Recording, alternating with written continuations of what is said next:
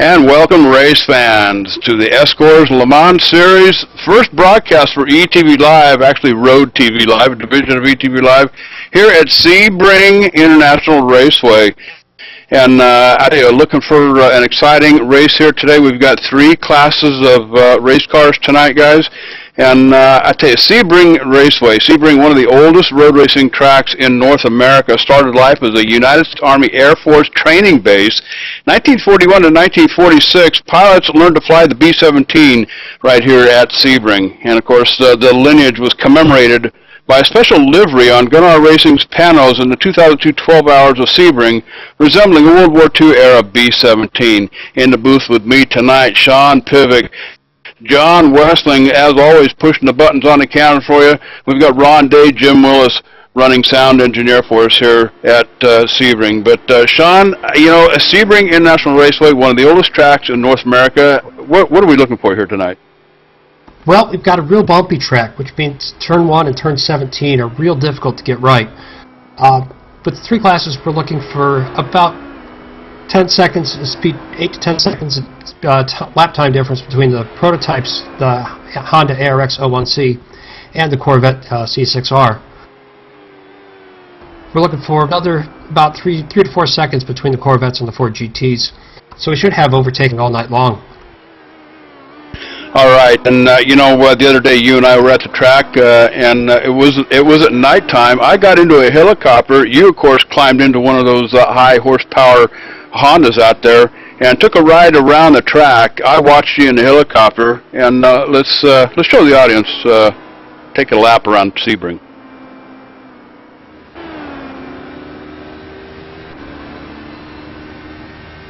Headed down towards turn 1 at Sebring International Raceway. This corner is absolutely flat for the prototypes. Corvettes and the Ford GTs, not so much. They'll be off the throttle.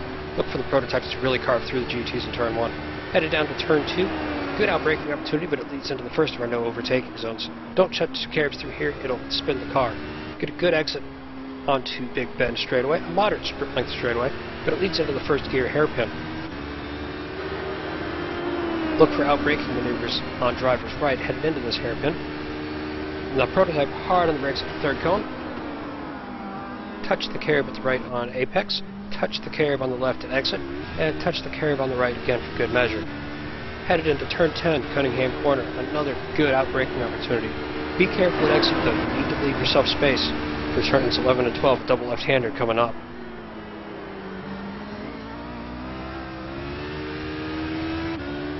Through 11 and 12, now we're headed towards turn 13, tower turn. A little bit camber to help you through, but don't turn in too early, also slide off the left.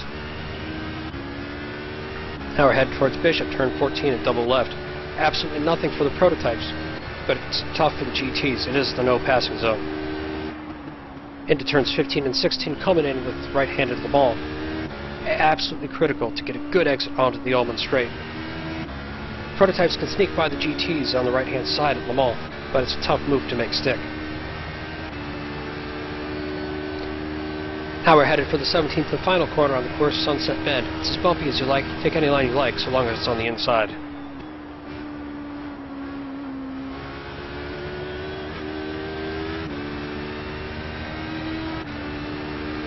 That's a lap of Sebring International Raceway in 1:47.54.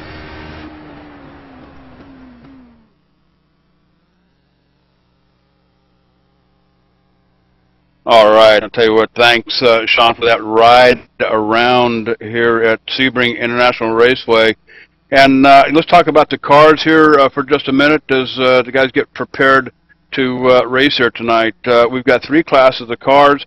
And, you know, talking to you earlier during a pre-race, the difference between the, say, the Honda and the Corvette, 100 horsepower difference. Corvette certainly outpowers the Honda, but the Honda, a much faster car here at Sebring. Yeah, it's a much lighter car, and it has quite a bit more downforce. So while the Corvette may have a straight line advantage, certainly if the Hondas are in high downforce trim, the Honda gets through the corners so much faster that it just destroys the Corvette. And something I learned over the weekend here watching the qualifying for the Indianapolis 500, the Corvette actually has more horsepower than those open-wheel Indy cars at Indianapolis. So a little bit, kind of an unusual little factor about the Corvette, but looking for some outstanding racing here tonight as we get this ball rolling. Starting out in front tonight is Austin Benson. Vincent Sobol, he's also up in the front, and looking for some good racing here tonight. Now, the one thing, you know, we were talking also, since the Hondas are a little bit over, that they're actually the most powerful car on the track, the first 5 or 6 laps are going to be critical for basically all 3 classes as they try to get around each other. Yeah, the first 5 or 6 laps are really going to be the only clean laps that these guys can count on. That is, laps where they don't have to overtake or be overtaken by the other classes. So if you want to get away from your competitors in class or put a fast lap down, those first 5 or 6 laps are going to be the time to do it. Certainly after those 5 or 6 laps are gone, we're going to be in multi-class traffic for pretty much the remainder of the event. You bet. And looks like we're almost ready to hear engines firing up down there. I think they're starting to grid up here at Sebring International Raceway. Now this is 120 minutes of racing here tonight, guys. So as guys get the final practice laps in, making those final adjustments on the cars as we get ready to go racing here. Now, you know, there are no yellow flags here tonight. If something drastic should happen on the track, race officials will throw a full field caution. But other than that, Sean, unlike the oval track racing that we're so common, you know, we watch commonly, there are no yellow flags if something happens to a car out here on the track. Well, there are yellow flags, but they aren't full course. They just affect that particular corner of the track. So that'll, of course, be no overtaking. You know, be cautious because there may be a problem up ahead of you.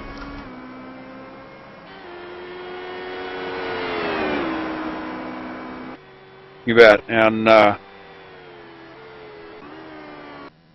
as these guys start gridding up here again, now Austin Benson out in front with Vincent Sobel, Bjorn Spindle, Nick Thyssen, and they're starting to take position on the starting line here. So why don't we quickly run down through the lineup here. Of course, we mentioned Austin Benson out in front, Sobel, Spindle in third. Fourth is Thyssen. Fifth is going to be Andreas Osthoff. Kevin Vekemens will be starting sixth, and seventh will be Lars Brun Hansen. And then starting in eighth is Roderick Krunen. Dmitry Sivkov will be starting ninth. Alejandro Benabi starting 10th, Sean. Starting 11th is Derek Schmidt, 12th George Pilkington, 13th Jeffrey Tang, 14th first in the Corvette is Anders Dahl on a 53.661. Edgel Sandfield start 15th overall, second in GT1, about 6 tenths of a second behind Dahl. 16th overall, third in GT1 is Michael Helen. Neil Heckens follows, followed by Fabian De Jong. 19th overall, Stefan Overgaard. 20th is Zlatko Grelic. And starting in 21st is going to be Dean Allen. Marcel Bozeman will be starting in 22nd position. Starting 23rd will be Hendrik Mortensen. Joran Van Dun will be starting in 24th. Nick Versigi will be starting in 25th, and we apologize for the mispronunciations here. But starting in 26th, Ruud Mulders. Starting 27th, Steve Clays. In 28th position to be Roop Turkila, and in 29th, Cohen Arts. And starting 30th, Sean, will be Dennis Garrison. 31st overall, 5th in GT2 is William Yvart. 32nd overall, Stefan Coppens. 33rd is Kenny Flynn. 34th, Robert de Rood. 35th, Pascal Chauvinot. 36th overall, Robert Lowry. 37th overall, Matthew Venn. 38th overall in Corvette is the 45 of Coppola. 39th overall in the Ford GT is David Trieb. 40th overall, without setting a time, is Real Nottermans in the prototype. And shotgun on the grid, Chris Silstra. All right, now pace car will lead them around for one lap here, get the motors warmed up here a little bit, take a tour of the track. Headlights are on here tonight at Sebring with the night race, and an awesome looking view from up here in the tower, Sean. It's a fantastic sight, and you get goosebumps every time they come down for the start. The scream of 41 truly racing engines is something to behold. And as viewers are watching for the first time here tonight, you notice the different color headlights on some of these cars, and they do have a significance. Yeah, the white lights are on the prototypes, and that's really an aid for the GT drivers to let them know when they see just two points of light coming up behind them. Is this thing going to eat me up in the corners, or do I have some time? Now, the GTs have an additional tall task tonight that you maybe wouldn't have in a normal race. For the first couple times the prototypes overlap the GTs, you sort of learn, maybe not the names of the drivers that are coming through, but you learn what the car looks like. You learn whether they're going to really go for the overtake, or whether they're going to be patient and let you have your line. That's going to be a lot harder to do tonight with the night racing. So look for a little bit more uncertainty from the GTs maybe, especially through the first 3 or 4 points of overlapping. And the setup tonight here, Sean, 120 minutes, it's not a matter, well, it is a matter of who wins the race, most certainly, but it's more a matter of who wins the race in all 3 series. So the cars aren't necessarily racing each other as much as they're racing each other in individual classes here at Sebring. Looking over in the chat room here tonight, we want to recognize some folks that are joining us for the broadcast. Andreas in the booth of the D-Rex, Derek666, whoever that is, Diedrich. Good evening to you guys. Edwin Bower, and looks like James Chester's along for the ride. Mama D in the house. I tell you, Mama D watching her first road racing broadcast. She takes care of the buffet up here in the booth for us. Look at her hauler down there in the garage area. It's got that Food Network TV thing on the side of it, I believe. But I tell you what, glad to have Mama D along. Martine, I'm not sure if that's how you pronounce your name, but Neil Tiemann from DigitalRacing.nl. We'll talk about digital racing here in a minute. One of our sponsors, Renee DeJong in the house, Rob, and then Ray Visser. Glad to have you guys along for the ride here at Sebring tonight. Of course, the race tonight, Sean, sponsored by Digital Racing. I took a look at their website, had to go through a little bit of a translation thing with it, but I'll tell you what, outstanding place. It's a Dutch sim racing community with various leagues being represented over there, and one of them are sponsors of the ESCORS Le Mans series. Yeah, what a great group of guys. Looks like the pace car's coming. These guys are about to go green. All right, pace car has pulled off, and we are green flag racing here at Sebring International Raceway. Austin Benson out in front here, guys. And another 120 minutes later, we'll determine who's going to pick up the checkered flag as we get up to speed here at Sebring. Yeah, a couple of guys going a little bit wide in turn 1, but they've kept it all collected, kept it straight.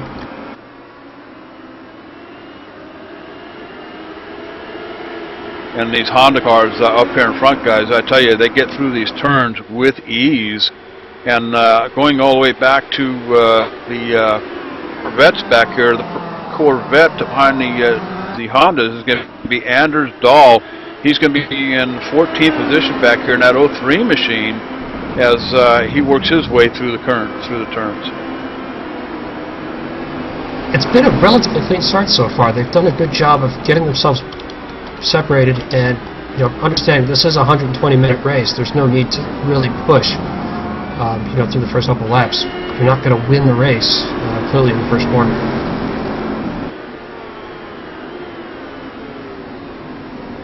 And then first car, let's go back to 25th position back here, the 48, I think that's the 48 machine of Nick Versteeg. You know what? I can't even pronounce the last name. Versteeg. Sorry about that, guys. Nick Versteeg. He's actually the first car in the Ford GTs back here in that black Ford, doing pretty well. So, it won't be long, probably at least maybe 3 or 4 laps, Sean, before the Hondas who have, of course, the best speed here at Sebring. It won't be about 4 or 5 laps before they catch up with the Ford GTs back here in the back. User disconnected from your channel. Right, you are, JD. And once that happens, we could potentially see some pretty wild overtaking maneuvers. We hope not to, but these prototype drivers do tend to get themselves in a hurry from time to time.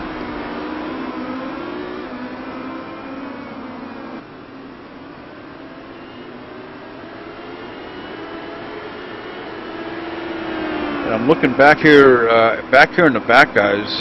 In 40th position back here, Real Notermans, and we've also got the 38th position, the 45 car of Cole Katlubla. I'm sorry to interrupt. Like you had the outside pole sitter go off at Sunset Bend. The outside pole sitter, Vincent Sobel, has had a big incident in Sunset.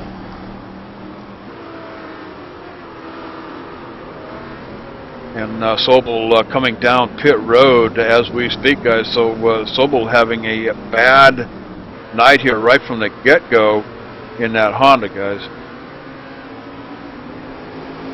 It's easy to lose the car there, and it looks like he was just maybe a touch offline, and it's just not gone well for him. I don't think we'll see that car back on track. It looked like a pretty hard hit. Yeah, I'm actually watching it on the replay here.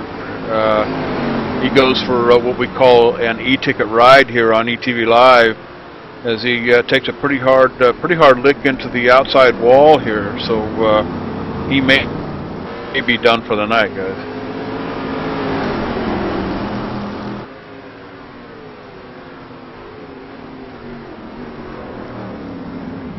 Vincent Sobel is still sitting in the pits or working on the machine, trying to get it fixed, but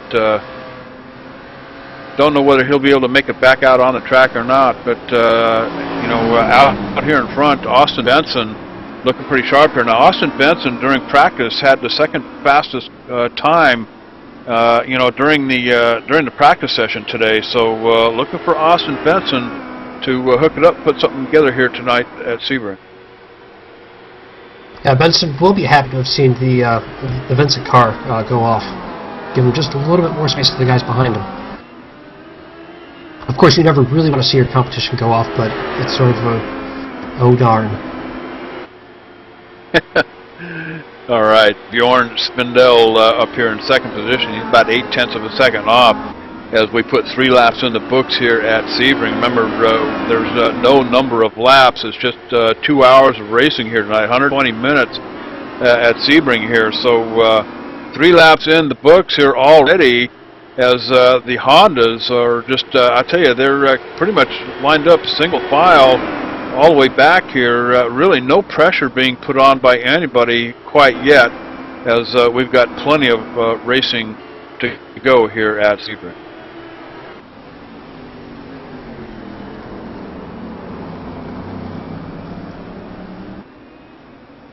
In 11th position, George Pilkington back here in the 09 machine. He's significantly off the pace here, 11 seconds here, Sean.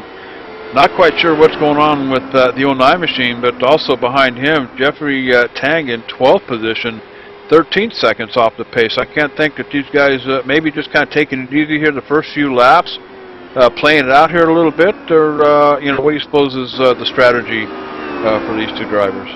We could be taking it easy here for their first 2 laps, but let's not forget we have drivers of all talent levels welcome in the series, from near black stripes to the everyday gents that just want to drive and have fun.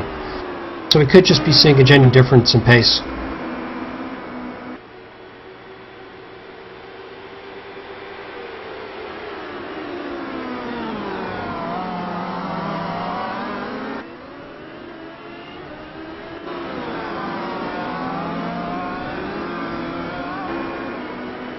Well spotted by Juice Vandenheuvel, one of our viewers. Andrew Stahl and Edgell Sandfield, first and second in the GT1 class, out to a 7-second lead already over the remainder of the the Corvettes. Clearly, the class field, we hope that it looks like we should have a good race between these two for the entire 2 hours. You know, we were talking to Neil Heckens, organizer of the events here tonight at Sebring, and the race officials have set up a couple of no passing zones here, Sean, and there's a pretty good reason why. That's right. The first passing zone is turns 3 through 5. It's really sort of a nasty left-right left combination that you really need to be single file to get through safely. The second one isn't through the entirety of Bishop Bend, turn 14. As I mentioned in the onboard lap, it's absolutely nothing for the prototypes, but the GTs will really struggle through here, and they really need to have most of the track for it. Otherwise, we're liable to have prototypes and GTs pushing each other off the track, and that's something we don't want to have. I was back here in 20th position with Marcel Bozeman, guys. He was putting the pressure on Steve Clays up in 22nd position in that number 3 car, but Clay seems to have gotten the better of it and actually pulling away from Marcel Bozeman at the moment. So we'll see how long this lasts, but not a whole lot of battles going on the track here tonight as we put 5 laps in the books here. Remember, this is a 120-minute race here tonight, so it's not a matter of how many laps we do, it's a matter of how many laps you can get in, the time expires, and where you finish on the grid. So reminder, 3 classes of cars tonight. We've got the Hondas, the prototypes. We've also got the Corvette here tonight, and of course the Ford GT. So 3 classes of cars, 3 different levels of horsepower, and I tell you,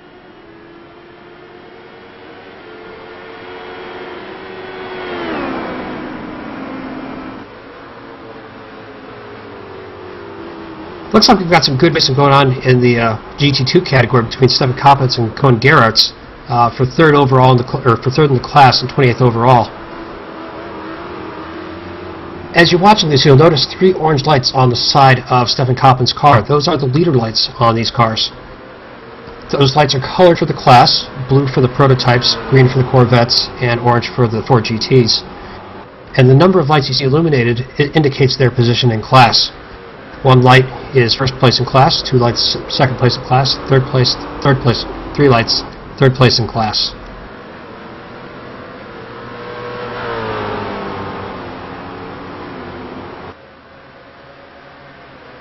all right, and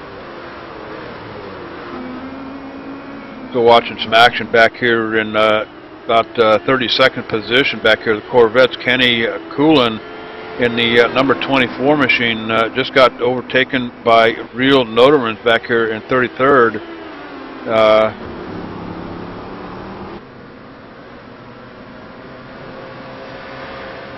That's one of our Corvettes that started from the pit lane. Apparently he wasn't too comfortable starting on the grid, or wasn't able to set a time in qualifying.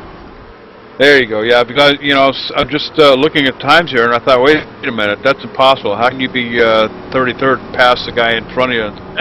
So, you bet. So, starting from the pit, so he's significantly off the pace here a little bit, but looking to put the hustle on it and see if he can't make that some of that time up here. We've got Steve Clays leaves in 25th position here, guys. Steve Clays pulling up track, making a pit stop here at Sebring. The leader overall has caught the tail of the Ford GT field. We're about to see overlapping start, and 3 wide on Holman Boulevard.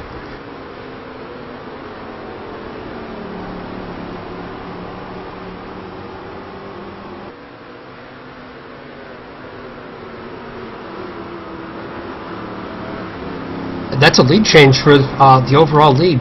Bjorn Spindle has gone through, courtesy of the Ford GT. It's not done yet, though. No, it's Austin not. Benson's coming back up the inside. You bet. Big battle up here in the front, guys, with Bjorn Spindle and Austin Benson. Benson fighting back hard up here. He's not letting Spindle get too far away from him here.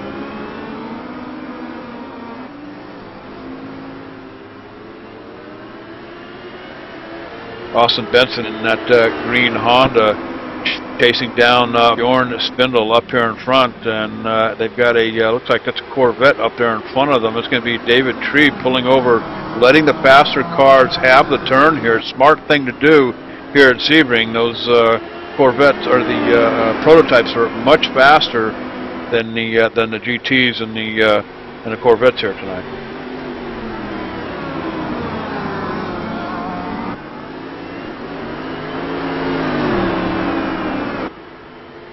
His 38th position back here, David Trebe, he's letting all of the prototypes go past him here, and again, that's that's a smart thing to do here, Sean. We've got a spinning Corvette. One off the track. We've got a spinning Corvette at tower turn. That's the 45 of Coppola. Looked like he just scared himself off the track when the prototypes are coming through. We've got 37th position here as he spins off the track. No harm, no foul. Doesn't look like any damage done to that vehicle. You get back on the track. Wait till after traffic has passed him, and I'm sure he'll be coming through the pit to at least get a new set of tires. Oh, sliding off the course again. Back here in 37th position, the 45 car losing handling here through the turn. Slides off the track here one more time, guys, as he desperately tries to hang on to that machine. That looks like he may be carrying a bit more dramas than we previously thought. Certainly possible to overdrive a car there if he just spun, but maybe not so likely. And I'm sure, road race versus oval track, level of confidence, a level of mental preparation that you have to do here. I mean, this isn't just about turning left like we so commonly see on an ESCOR circuit, but here it's right, left, constant. Of course, when you get into a multi-class race here, Sean, you actually have cars of different horsepowers on the track as well. As we got another car off the track. That's two cars. That's a cross-class incident. That's going to be the 11 car of Jeffrey Tang here in 11th position, 71 car. I'm sorry, off the track here, spun out. He's trying to get back onto the track here through the dirt.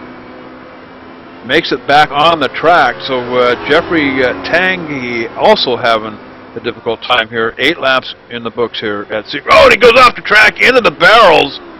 Jeffrey Tangy, hard hit into the barrels, guys, as he calls for a tow truck and gets the quick tow back to pit road. That car, I believe, is done.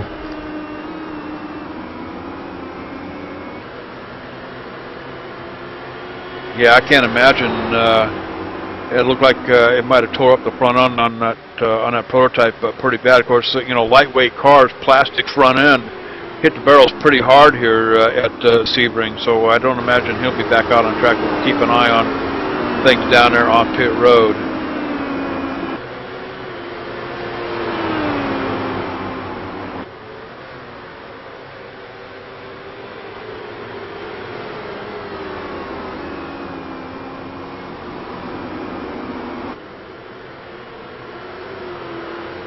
And up here in the front, in the first position, Warren Spindle fighting some traffic here with the Corvettes. It looks like it's going to be Stephen Copeland's up here. He's actually 27th position in that 81 machine as Spindle gets past him here.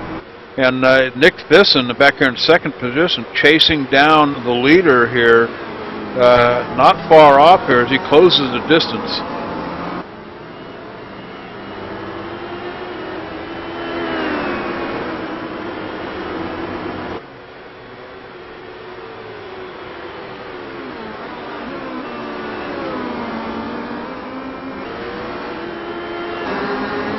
Andreas Osthoff back here in fourth position, guys. He's got some traffic out in front of him as well, working around a couple of Corvettes here as he makes the pass on one and looking to get around to Stephen Copeland's up here in 27th position as Osthoff makes it safely past him here, guys.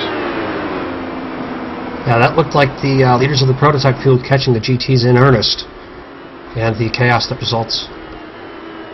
That's what we were talking about, earlier during pre-race. It's only going to be a matter of time before the faster cars start overtaking the slower cars, and that's going to present some issues out here on the track as they work themselves through the turns. Now, again, we've got a couple of no passing zones here for safety purposes, and every driver is aware of that.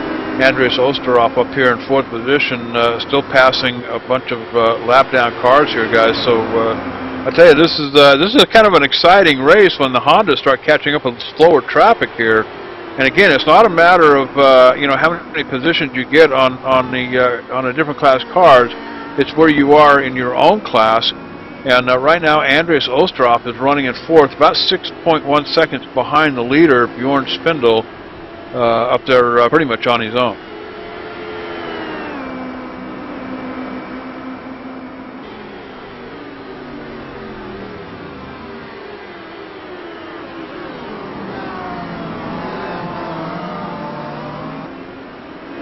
And checking the chat room over here again, Sean, we've got a couple of people who have joined us. Looks like Bjorn Ursum has joined us. James Chester is along for the ride here tonight at Sebring. And Edwin Brower, I believe, joining us here tonight. And glad to have you guys along here. Rob also in the house. So good to see you guys joining us here for the race here tonight at Sebring. Of course, everybody hears their name on the air and wonders how do they know that? ETVLive is so much a fan interactive broadcast, and I tell you, we do like to have some fun with the people in the chat room over there, and certainly glad everybody's joining us here for the first, I guess, the inaugural race on the Road TV Live, the ETVLive Autosports Network here tonight.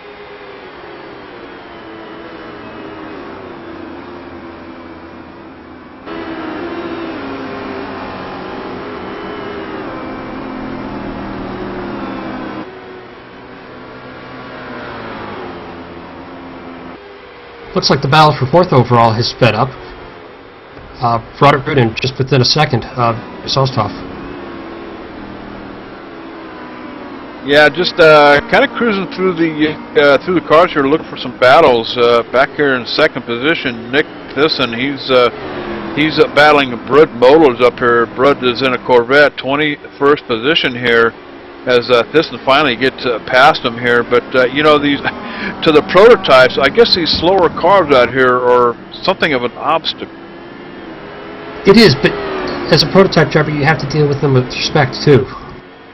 Certainly they are, they can be in the way, but if you give them some room early in the race, they'll give it to you back later in the race, and you'll actually gain some time that way.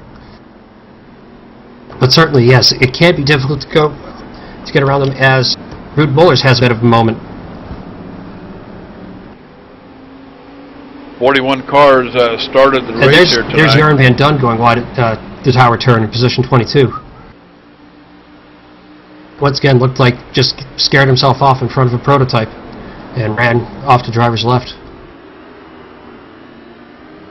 You bet. And 41 cars started the race here tonight, and starting with Bjorn van Dun in 22nd position, that 98 car. He's actually the first car one lap down to the entire field here. Of course, that's going to happen with the different classes here. Of course, all the prototypes are pretty much on the lead lap, as well with the looks like about half, a little more than half of the Corvettes are still on that. But beginning with now Marcel Bozeman, who goes lap down, he's in 20th position in a Corvette, and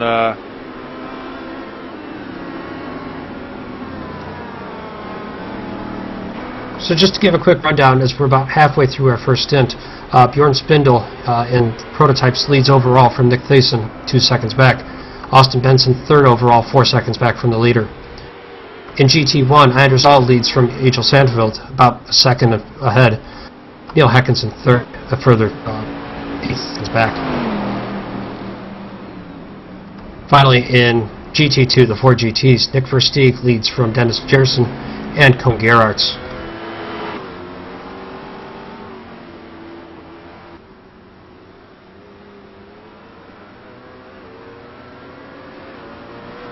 all right, you know, I'm scanning through the cars here on my monitor, and what looks like some pretty good battles shaping up, especially up here about the 20th position or so. Marcel Bozeman, looks like he's got 3 prototypes. It's going to be Roderick Kroenen. Sorry to interrupt, we have yet another rotating Corvette. There's Latto Bralick in the 23 and P15. Again at tower turn. We hadn't predicted Tower Turn to be Calamity Corner, but it looks like it's certainly shaping up that way, as I think I saw someone else just go off. I did indeed. Alejandro Bernabe in P10, car 79, has also gone off at Tower Turn. Alright, a couple of cars going for what we would normally call an e-ticket ride here on Road TV or ETVLive, but was back up here in 20th position. We had quite a battle going on with Marcel Bozeman, Rudd Mulders, a couple of them up here. It's gotten pretty much all sorted out. It was basically prototypes versus Corvettes as everybody gets past each other here. But last Brun Hansen up here in 7th position, he's battling with Stefan Overgaard in 18th position, Overgaard in a Corvette. Of course, the prototype of Hansen safely makes it past the slower Corvette. And we've just had a pass for P4 overall, but Roderick's outbroken himself and spun at the hairpin. Oh, it collected Kevin Vekemans. It's P5 and P6 overall, and he'll collect Stephen Overgaard as well. That's not gone well. Alright, let's see if I can roll it back on the replay here and take a second look on my monitor. That was Roderick Krunen trying to overtake Eisner's Hosthoff for P4 in the prototypes. Just outbraked himself going into the hairpin, got out onto the dirt and spun, and collected both Kevin Vekemans and...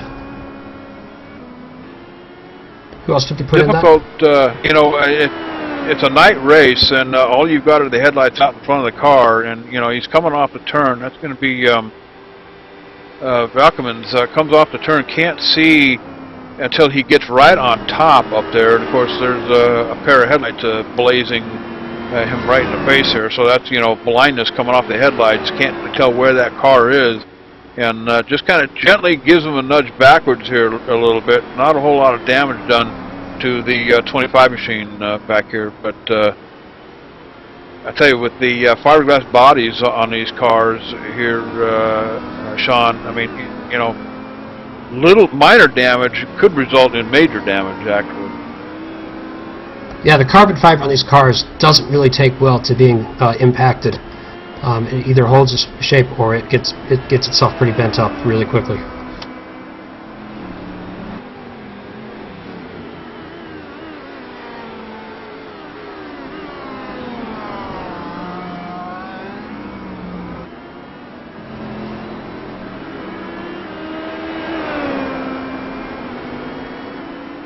Looks like Vekemans has retired as a... Yep, Vekemans is out of the race after the contact.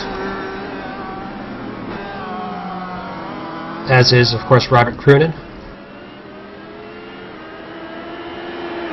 And, you know, another one, I think, up on the hauler and headed for the barn here tonight is Roop Turkila. I believe Vincent Sobel is also off the track and in the hauler. Jeffrey Tanghe as well, guys. Yeah, Tang we saw impact the barriers at turn 2. Sobel was our first top spinner in Sunset Bend, and Turkla retired before the race even began with technical issues.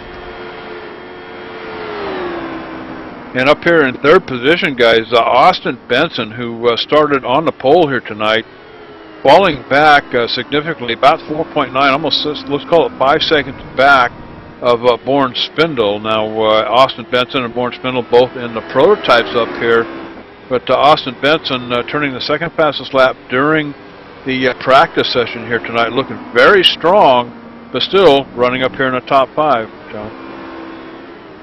Yeah, I'm a little bit surprised how much of a lead Bourne Spindle has pulled out at this point. I was expecting the first 3 cars and prototypes to be relatively more even matched than this.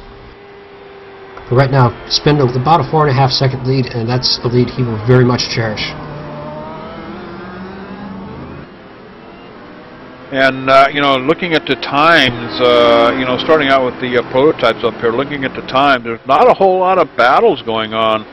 These guys are anywhere from, well, let's say 5 seconds to, you know, a matter of 6, 7, 8 seconds back of one another. So not a whole lot of pressure being put on each other in the prototypes. We had an incident with Alejandro Bernabe at the tower turn, unsighted by us initially on lap 14. Looks like he missed his brake marker and just completely rear-ended a hapless Corvette that was in the way.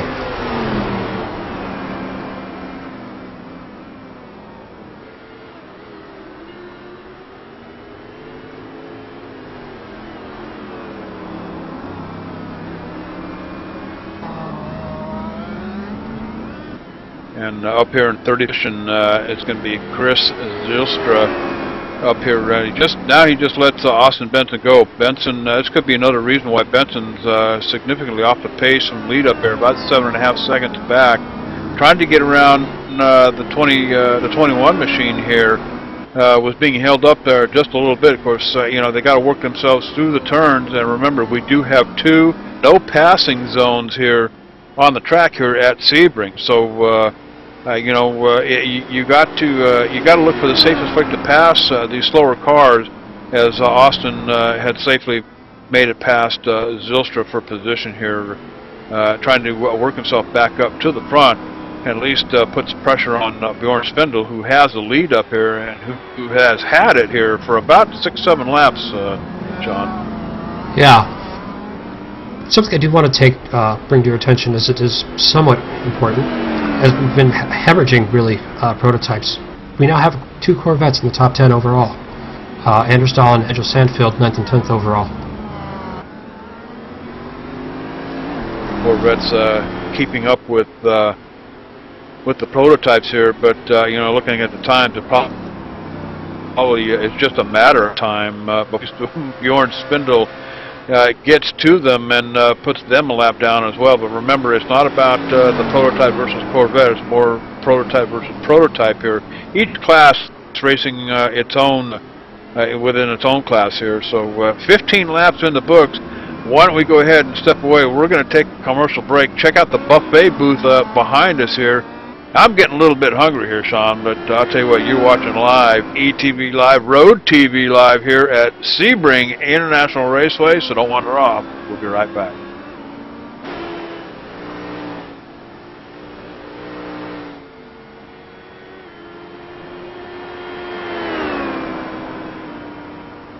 Hey, JD here with ETV Live, and let me tell you something. If it's too big for the pickup truck and you need to move it, there's only one trucking company you need to call, and don't bother with the Yellow Pages, cowboy. I'll give you that number in a minute. Manufactured goods, automotive, technical equipment, furniture, even if you need a reefer, Gary Mercer Trucking Incorporated is the only choice, cowboy. With locations in Mississauga, Ontario, Canada, Rancho Cucamonga, California, if you need to move it, store it, and keep it cold, you need to call Gary Mercer Trucking Incorporated.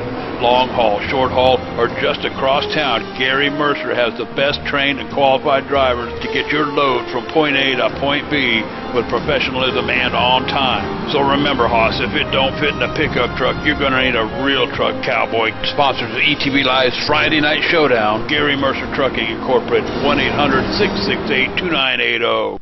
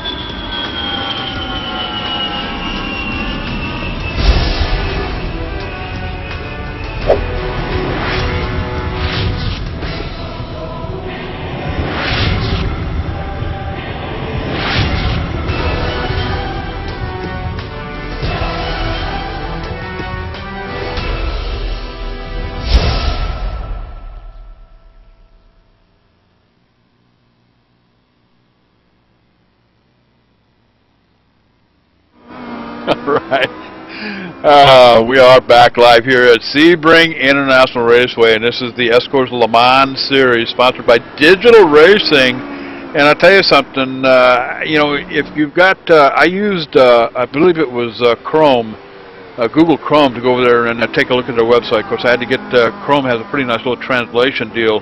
And taking a look around the website over there, check it out, Cowboy. I'll tell you what, Digital Racing, if you're into road racing in a big way, check out DigitalRacing.nl. It's a big, huge sim racing community. I believe it's in Dutch over there, and a lot of leagues represented. So, and I believe Neil,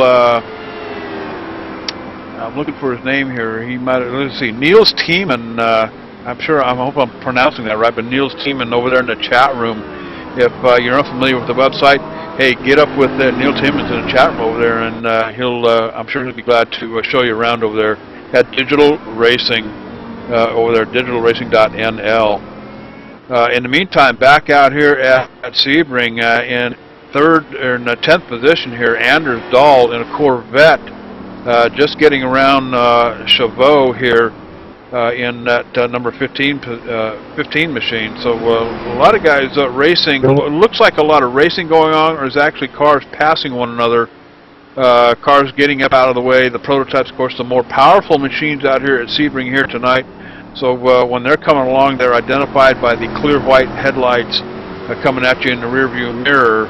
And of course, when you see one of them coming, you best scoot up out of the way and let him go on by, because he's going to be a whole lot faster than you are. But over here in the chat room, coming back from the break over here and asking these guys how I'm doing. Of course, this is my first road racer tonight, and I'm having a blast. I love this stuff. And I was reminded that the cars with two headlights are Corvettes, and the ones with the single, or the cars with two tail lights are the Corvettes. The cars with the single tail lights are the GTs. So thanks, guys, for reminding me. They all look the same from my monitor here. While we were away, there's a phrase you've never heard before. While we were away, Lasse Bjørn Hansen took his first scheduled stop in the 84 prototype.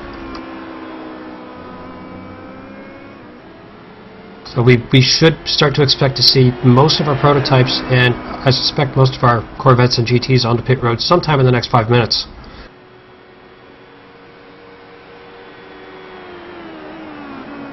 And you know, how important are tires here? You know, what are we looking for as far as how many laps? And this is something of a concern over in the oval racing side. You know, we're always talking about, you know, tire temperatures, how long the tires are going to last. Can you get a fuel run off the tires? You know, here at Sebring, Sean, what are we looking for here exactly? On the prototypes, you can actually get 2 fuel runs out of the tires. The tires don't degrade nearly as much as they do on the oval side. That said, there's no reason not to change them at the pit stops. The fuel will take much longer than the tires. On the Corvettes and the 4 GTs, you're going to get about a run to 1 fuel run to the tires, and you will start to see them fall off a little bit towards the end of the run, but not nearly as drastically as you see maybe a NASCAR tire fall off. Yeah, so we should, with the prototypes at least, we should start to see the fastest laps of their runs coming now. That is, of course, assuming they don't hit traffic. Right, so like any other kind of racing, tires always making a difference no matter what. But in position 9 here, the 86 machine of Sandfield, working past Robert de Ruige. Don't know if I'm pronouncing that name right or not, but Ruige in a GT here, as he also gets passed by a prototype. That's going to be Dmitry Sivkov in that number 75 machine. And that's for position, that's going to be 5th position here with 20 laps in the books here at Sebring. 41 minutes has elapsed here at the race. Remember, this is 120 minutes or 2 hours here at Sebring. So it's a matter of how many laps you can get in that time, but I think it's more of a matter of where you are when the time expires here tonight at Sebring. So right now, up in front, it's been Bjorn Spindel's night. Of course, he was battling with Austin Henson there for quite some time. Nick Thiessen up there in second place, but Austin Benson now falling 14.8 seconds back from the lead. Nick Thiessen actually gaining a little bit of time on Spindell. Of course, this may be due to tires.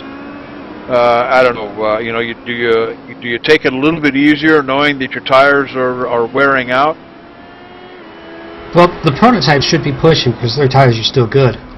I suspect that Bjorn Spindell has gotten through traffic much better than either Thiessen or Benson, and that Spindell probably has a little bit more pace for the race. But we have sort of entered that sort of strange period in endurance races where the field has started to spread out, and we start just turning laps and trying to get to the last 15, 20, 30 minutes to really decide what's going to happen.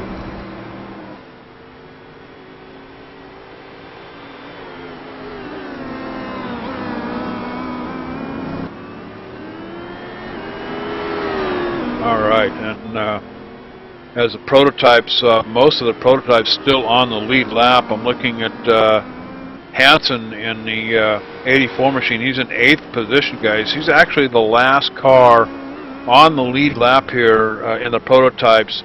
In front of him is going to be George Pilkington in that 09 machine. He's in 7th position.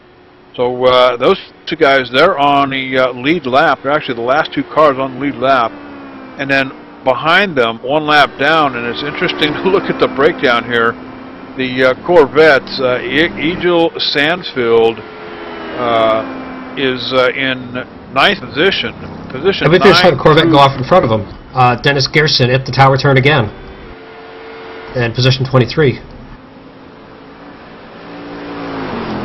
All right,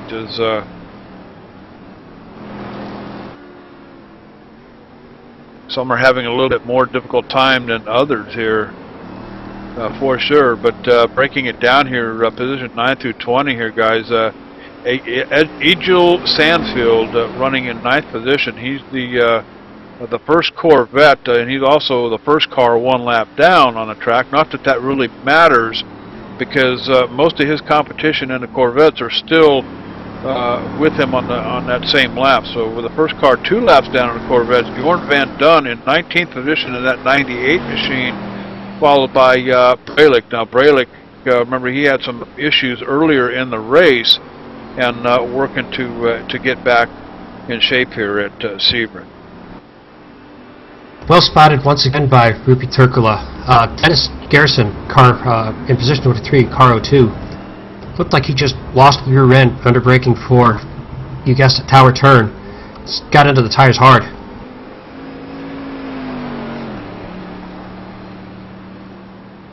I'm starting to wonder if Turkula doesn't have an inside source here.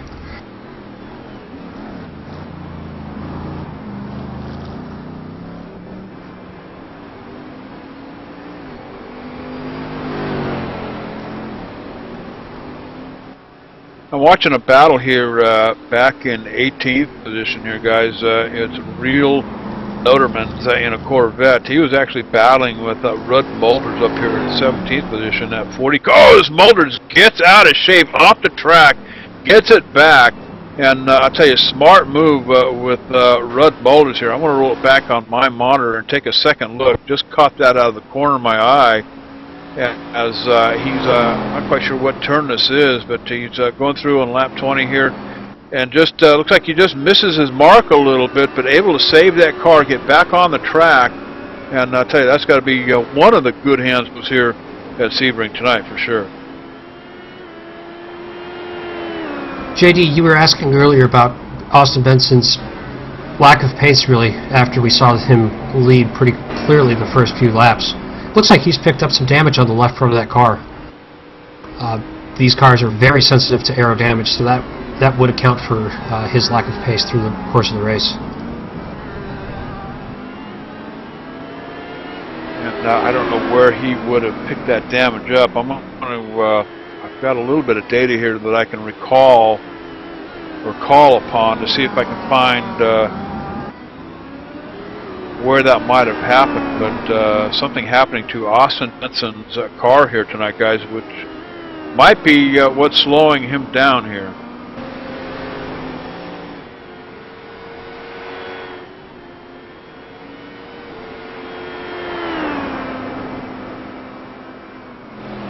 it looks like he just clouded a curb in turn 15 and 16. So I'm sort of wondering if it's not phantom damage from iRacing. Yeah, what I'm showing on my data, it looks like it might have happened on, well actually that's not it, but yeah, it might have happened on, well no, that's not correct either, because that just happened on lap 22. It showed him off track, but going over those, the rumble strips. Now, you know, in oval racing we call them rumble strips. What are they called in road racing? Rumble strips, curbs, berms. There's not really a single unified term for them. That's probably a good thing in my case. I know we, you know, we've gotten involved in dirt racing here on ETVLive as well, and learning some new track, you know, verbiage over there as well. You know, as far as cushion and berm. Of course, berm being on the inside, cushion being on the outside. So, of course, road racing being something new to the old cowboy here as well. But I tell you, I'm having a blast up here. You know, watching Austin Benton here, trying to make up some time here and get back up to the front. Of course, being in third, he is the third car in the prototype, so, you know, still a good top 5 run here. It's just he's 12.5 seconds in back of Bjorn Spindle, who has the lead up here and who has had it for most of the race. 22 laps in the books here at Sebring, guys, and a lot more racing coming our way. 49 minutes has a lap, so just short of an hour here with, like I said, a lot of racing still to come yet.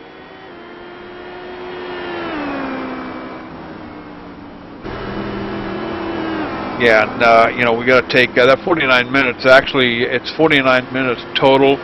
What you're seeing up there, and of course on my clock that also includes the pace lap, which was say about 2 minutes or so. But give or take a couple of minutes here, Bjorn Spindle up in front, working his way around lap cars of other classes here.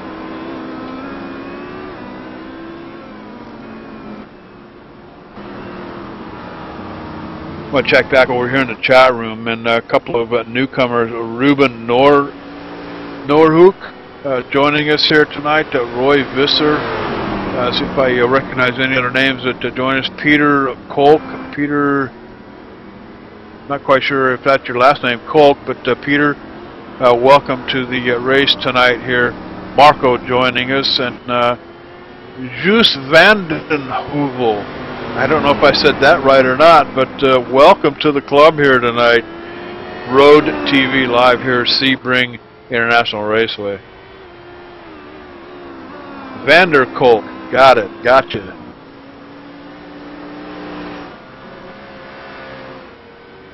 Watching the chat room over here, and the guys that are quick to correct me, and I appreciate all the help, guys, I really do. And now your name, Jope? Is that your first name, Jope?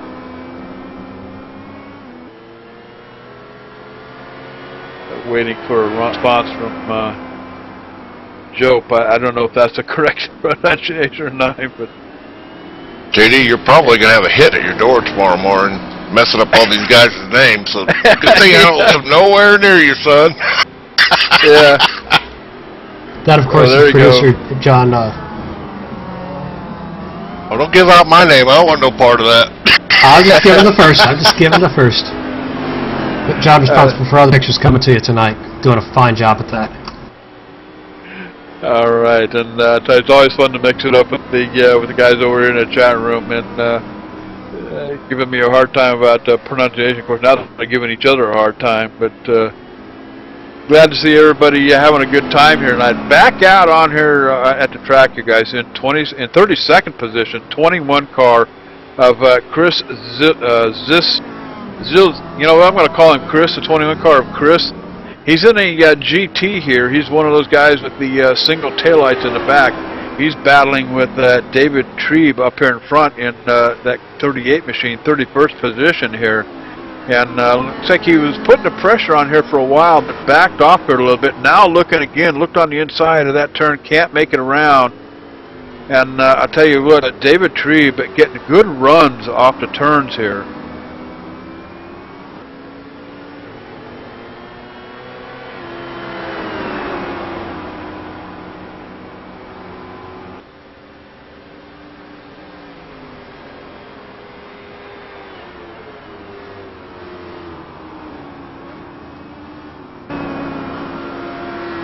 And the question of who's pitting, actually looks like we've got a couple of people in the pits. We've got Rudd Mulders currently in the pits.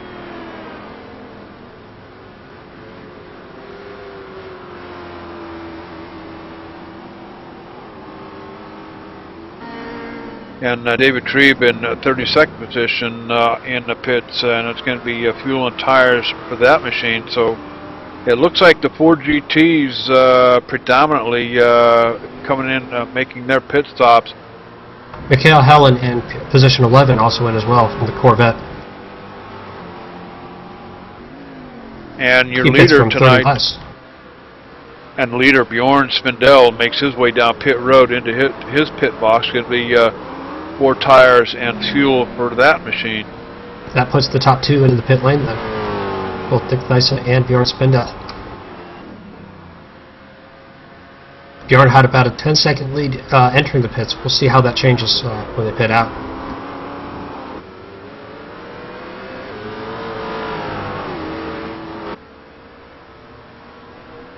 And pit times here, you know, at Sebring, look like they're considerably longer than what we find in Road Racing 2. That was a 29-second, if I'm reading this correctly, that looked like a 29-second pit stop for Bjorn Spindell.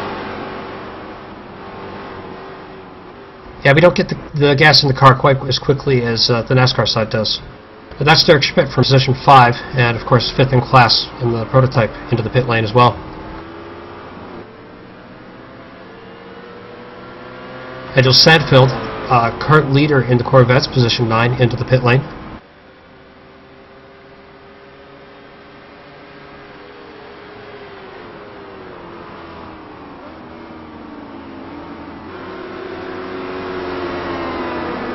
And I'm looking down the pit board here. Derek Schmidt, 4 tires and a fuel for his machine. Watching his pit time, I've actually got a timer that I can watch here and see if he's going to be able to beat some of the leaders as far as time spent inside the pits.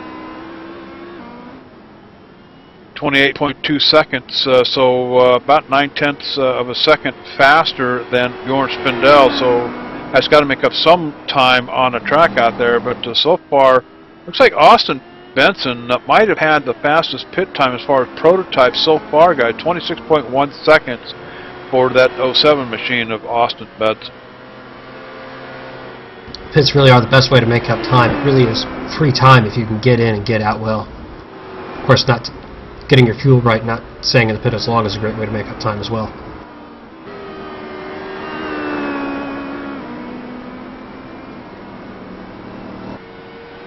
And it looks like Austin Benson having some difficulty here, guy. Benson up here in 3rd position in that 07 machine. Getting kind of a lazy start, pulled off the track for some reason. Don't know if we have issues with his car or not. Austin Benson starting on the pole here tonight. Looks like he's got it going and doing pretty well now, but for some reason pulled clear off the track. It wasn't letting anybody down. Wondering if he just had some kind of issue going on inside the cockpit of that prototype.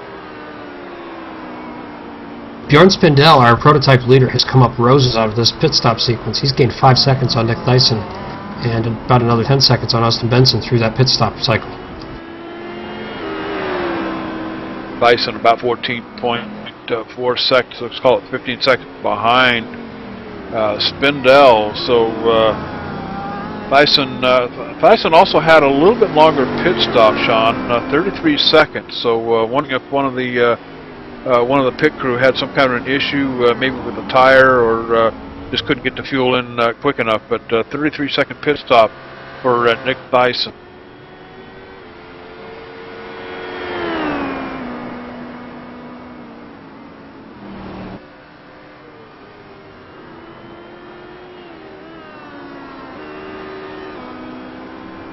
28 laps in the books here at Sebring, and looks like pretty much what we would call green flag pit stops have been completed for just about everybody here. So why don't we go ahead and step away? We're going to take another commercial break. I want to refill my plate. Check out the buffet table back there. Of course, Mama D always bringing her hauler to all the tracks we go to. I tell you, she's got one of them jet-powered haulers. And you got to see the side of that thing. I mean, massage chairs for us up here in the booth, and you know, a full bar, the whole 9 yards, cowboy. Always glad to have Mama D along for the ride. But we're going to go ahead and step away, take a commercial break. You're watching live Road TV Live, Sebring International Raceway. This is the ELMS ESCORS Le Mans Series. We'll be right back.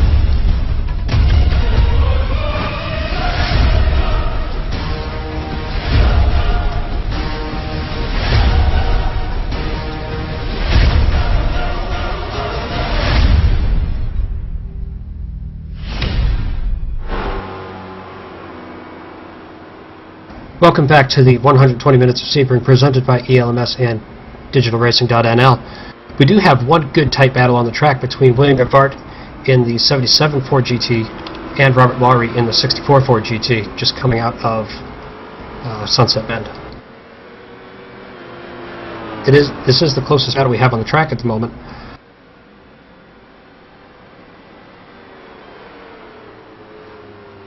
Looks like they have been about level terms in terms of lap times. We'll see how this turns out.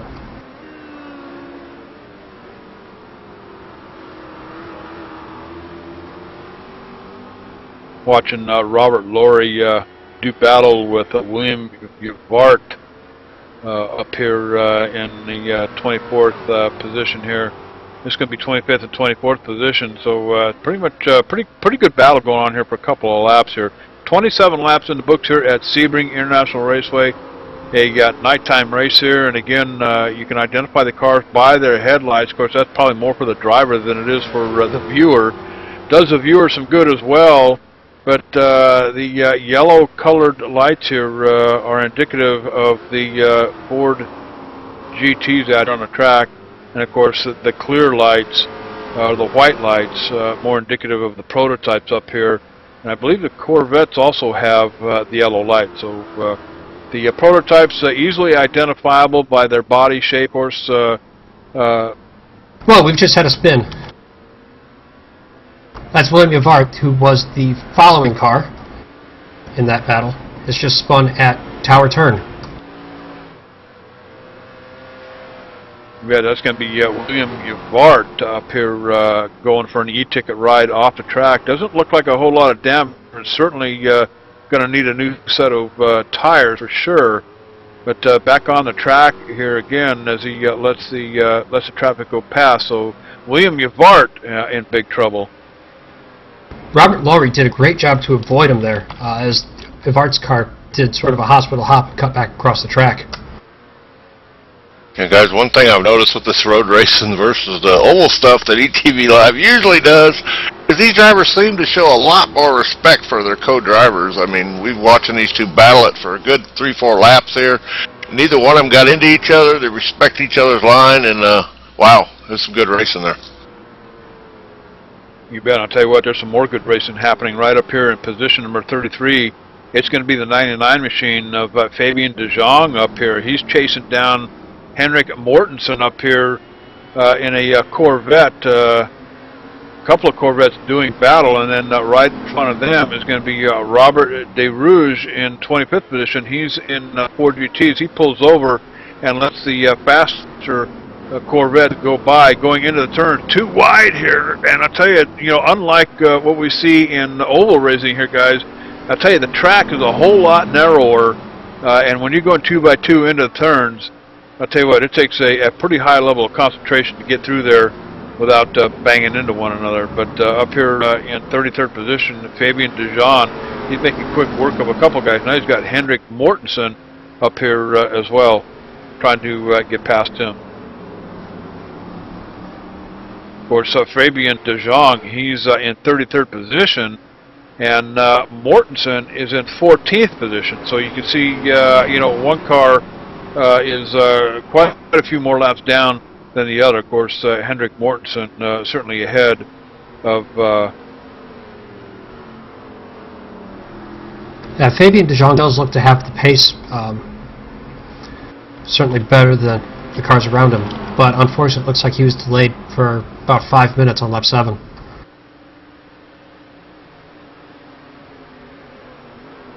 And then let's move back up in front here again, back up to our pole sitter tonight here at the start of the race. Austin Benson at 07 machine running a third.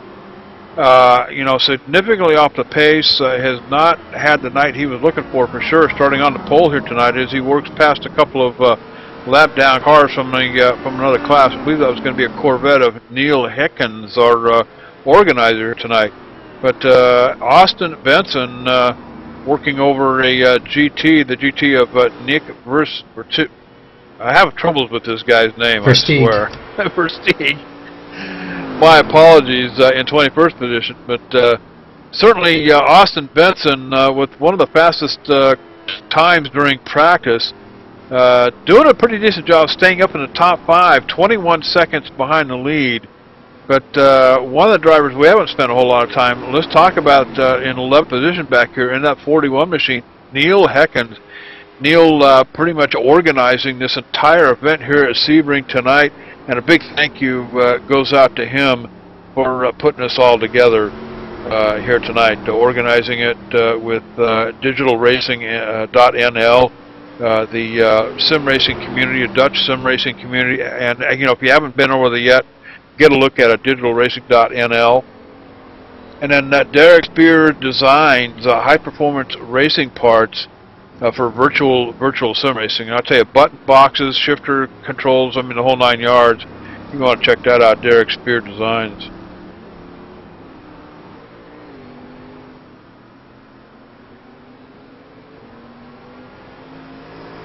There's a race within the race we haven't discussed yet, and that's the Clean X Challenge. It doesn't, as Rube Mullers goes wide in P19 at the hairpin, look to be avoiding a Ford GT that he closed on rather quicker than I expected. So that's actually going to count against Rube Mullers in the Clean X Challenge.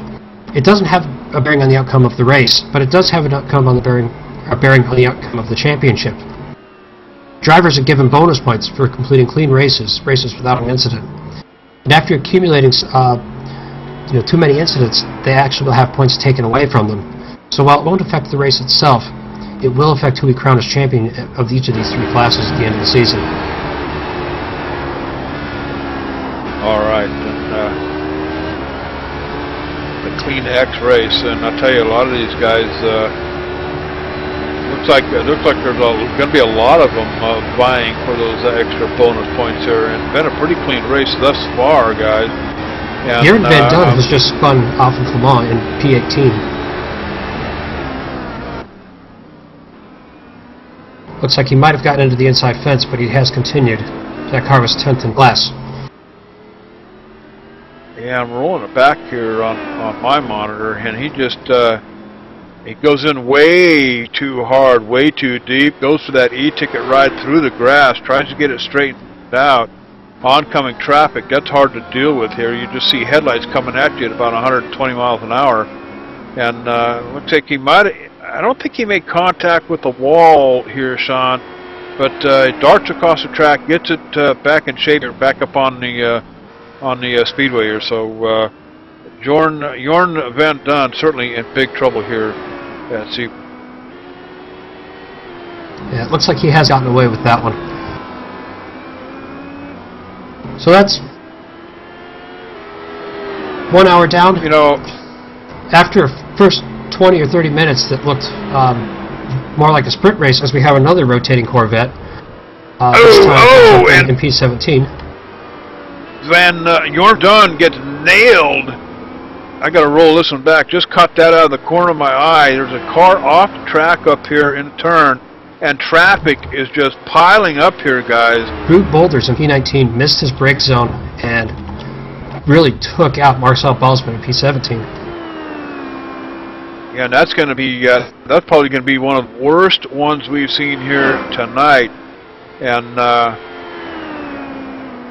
I'm still looking at it here. Ruud Boulders, he's looks like he might be the last guy in line, but he gets a piece of Jorn Van Dunn, who's off the throttle, sees the car ahead of him off the track here. That's going to be Marcel Balzman in that 00 car in 17th position, just sitting there.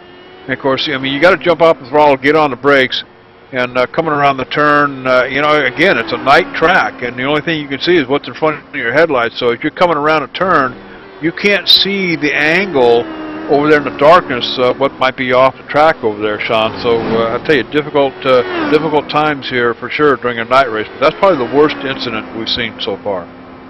It's certainly up among them. You mentioned a couple times just seeing nothing but headlights pointing at you as you approach a spinning car. That is a driver's worst nightmare. As we have Matthew Venn in 30th position, has made a proper mess of getting into the pit lane and actually has the pit lane completely blocked. But he takes the tow, thankfully. The pit lane was completely blocked there for a good 10 or 12 seconds.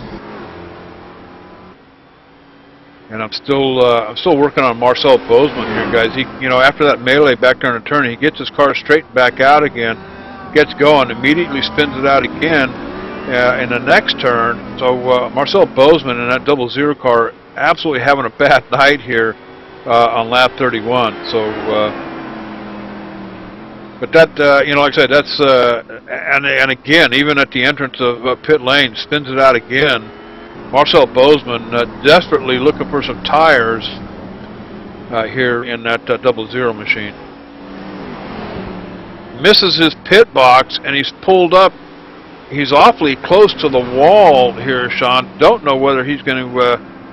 Don't know whether they're going to get that car up and be able to get right side tires on it. It'll be an extended stop for sure, but with the damage on the car, I don't think that'll be their primary concern. But just as we were about to say, we'd had a clean past 30 or 45 minutes. Carnage has broken free.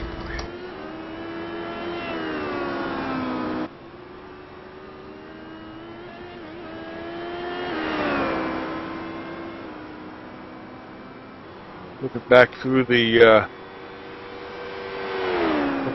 the cars here, don't see any real battles going on, but we do have a number of pit stops, number of vehicles making pit stops. Of course, damaged vehicles from that little melee here a while back.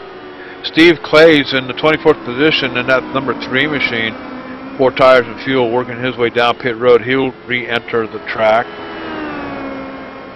The rear end of that car has seen some action, I believe earlier in the race when he spun into the tire barrier. Yeah, Steve Clay's definitely had an interesting race, certainly not the race he would have hoped for.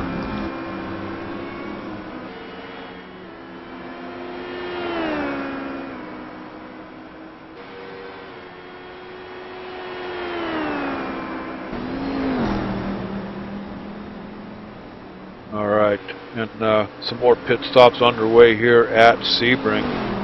And 32 laps in the books here tonight, and a little over an hour, so just under an hour worth of racing left. And again, a reminder, you know, although Bjorn Spindell is out in front with Nick Thyssen up here in the prototypes, you know, it's not about who wins the race overall. It's more about who's going to win the race in each one of the classes. Right now, in 9th position, number 86 machine of Egil Sandfield. He's 2 laps down to the entire field. However, he is the lead car in his class.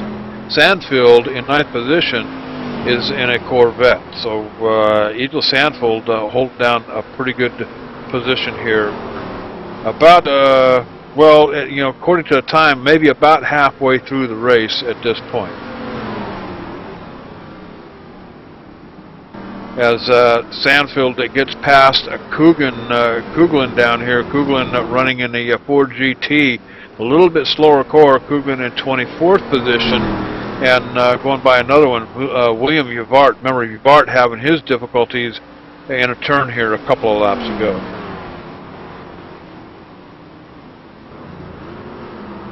Nick Versteeg's 17th overall as your GT2 leader, and has had a remarkably clean race, and his lap times have been extraordinarily consistent. As I say that, he hasn't. Looks like he was delayed by traffic, but you know, 2 minutes, 2 minutes, very low 2 minutes 1, 2 minutes 1, 2 minutes, extraordinarily consistent.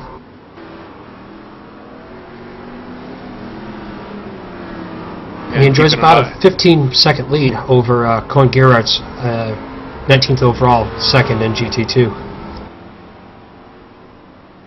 All right, and once again checking over in the chat room, Bram Koken joining us here tonight. Glad to have you along for the ride. We've got kind of a full house over here, guys. And I'll tell you, I hope Mama D provided enough. I don't even know what's on the menu. A lot of barbecue stuff left over back here on the buffet table. I don't know if she's got down there in the hauler for all the visitors, but Mama D always along with her hauler full of food down here.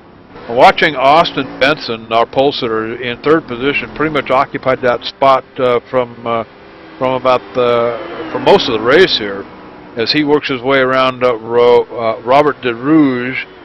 Robert is in 21st position in that 22 machine. That's going to be one of the Ford GTs.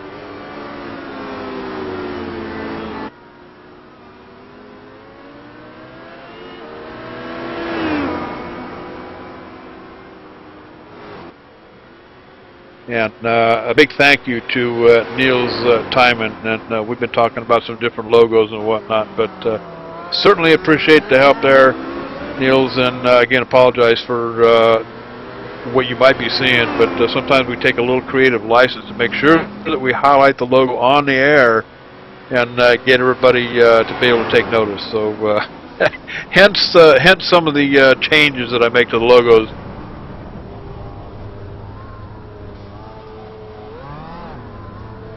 And the 29 car. We've just had a big mess at the hairpin. Looks like 3 cars involved. 29 is the first one we've seen involved. We've also seen Kenny Coughlin in the 24.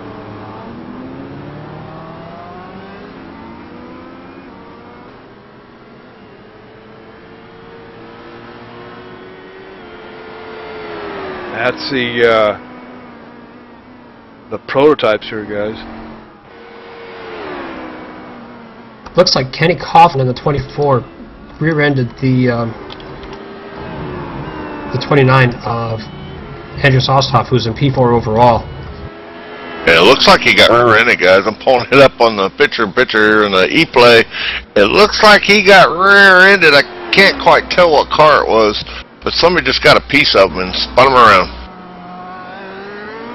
Then we've collected lots of Bradlick in that as well. Yeah, that's going to be Kenny Kuglin in a Ford GT here, John. That's the 24 car in 24th position, and just not quite sure what happened here, but he just pounds Andreas Osthoff here, and of course knocks him out of shape, and just narrowly misses William Yvart. There is an absolute Kodak moment right there, Cowboy, as as Andreas Olstoff comes around, spinning around backwards, just narrowly misses William Yvart in that GT car. Yeah, the Andreas Olstoff car had braked a little bit early to give the car front room, and it looks like we just sort of didn't anticipate that from the Ford GT.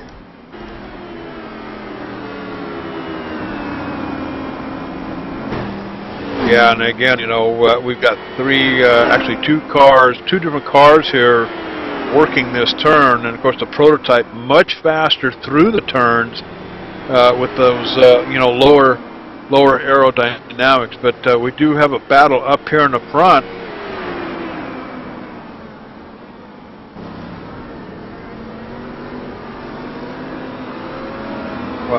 Yeah, not quite the battle I was looking at here, but oh, we got another incident happening right here in front of the leader. Car number 3 spin right in front of the leader. And there's a gaggle of cars right up here in front with the leader. Of course, these are all cars that are lapped down here to Bjorn Spindell. I'm rolling it backwards here, and it looks like it's gonna be Steve Clays spins it around right in front of the leaders here, guys.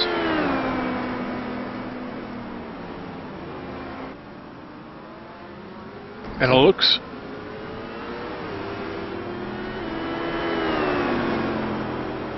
And it's deceptively easy to do that, spin in front of the leader.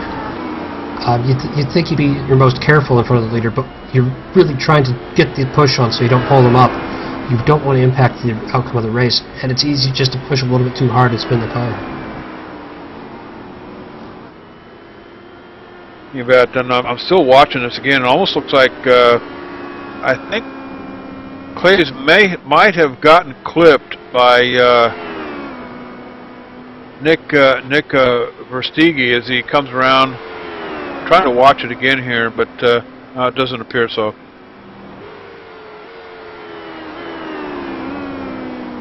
That Clays car has damage from earlier incidents, so it can't be handling all that well. Yeah, JD, it looks like he just got in the corner and he really got wiggly loose there. About lost in that last corner. Then he gets what I call the rumble strip, and that just offsets that car and puts him in the grass, and then he comes back up. Wow, the leader just narrowly missed that guy, just like you stated. Confirmation then for the earlier hairpin into Kenny Coughlin. Sorry, Andreas, forgot you'd have to break early. And I'll tell you, you know, these guys, we call it an e-ticket ride here on ETV, but, you know, from what I've seen here, Sean, tonight, you know, something a little bit different. Again, I mean, this is my first road race, and I'm having a blast up here. You know, the difference between the oval racing here and the road racing, I mean, you've got the walls around most of the track here, but the track is so narrow, but I haven't seen any real hard hits into the walls on either side of the track here. So got to give some kudos to the drivers down here. You know, very mindful of where they're at and what they need to do. Take evasive action, stay out of trouble, of course, minimize the damage. Unlike what you see out on an oval track, of course, you're talking speeds that are probably much greater, say at a place like Charlotte Motor Speedway, where, you know, you tangle with the outside wall, it's usually going to come at about 180 miles an hour. So, but I'll tell you, some of the guys that I've seen here getting into trouble, hanging onto their cars and doing a fine job, you know, minimizing the damage. Yeah, certainly not the top speed that you have at, say, Charlotte, but they're still clearing 160 miles an hour at the end of Almond Strait. Yeah, we had a couple of heavy impacts early in the race, but it seems like once we've sort of thinned the field a bit, folks have minded their manners and gotten on with the race. Rudd Bolt is up here, 18th position at 40 machine. He's going by the 17 or the 48 of Nick Versteege as he clears Versteege's GT. That's going to move Boulders up here now, doing battle with another GT. Of course, Corvette's just a little bit faster than the Ford GTs here. 24th position, Chris Zylstra in that 21 machine as Rudd Boulders is now up in front. But tell you what, guys, kind of a gaggle of cars back here in front of Nick Versteege. He's in 18th position, And he's got Stephen Clays, Zylstra, he's got Rudd Boulders up there in front as well. So kind of a gaggle of cars, what we call it here on ETVLive. And he's got third place overall coming up to overlap as well. Yeah, quite the cluster indeed.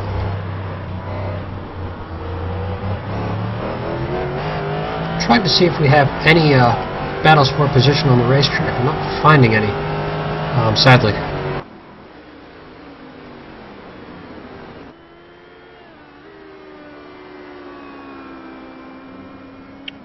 I tell you, some pretty good racing here at, but we do have the 88 of Matthew Venn into the wall at Sunset Bend in position 31. That's a strange place for the car to be stopped. Yet he's well off the track here, and of course doing the right thing, waiting for the traffic to clear. He had help from Real Notermans in the 7 car, position 15. Just rear-ended. Venn was slower in the corner, and Notermans just had nowhere to go.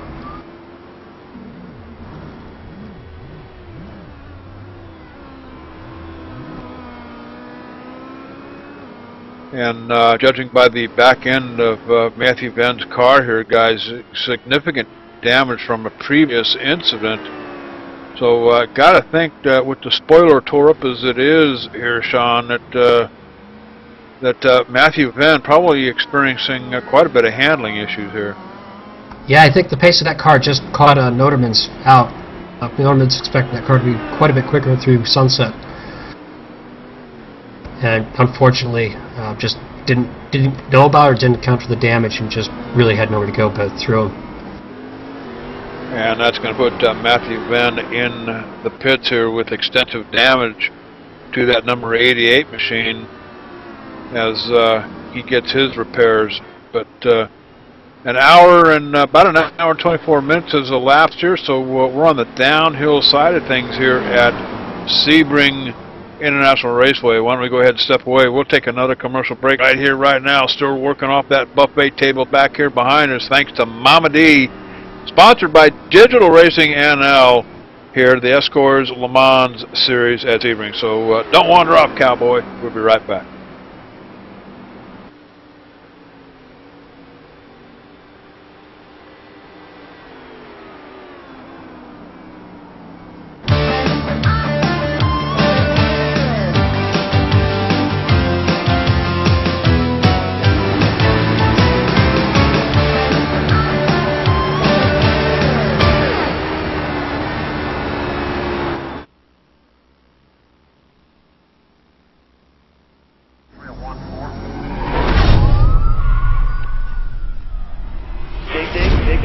Hard as you can go all the way to the wall, dig, dig, dig, back to speed. Tires looked awesome too, bud, and then there at the end you were mowing down those guys pretty quick. Alright guys, bearing down on your 20, hard and fast.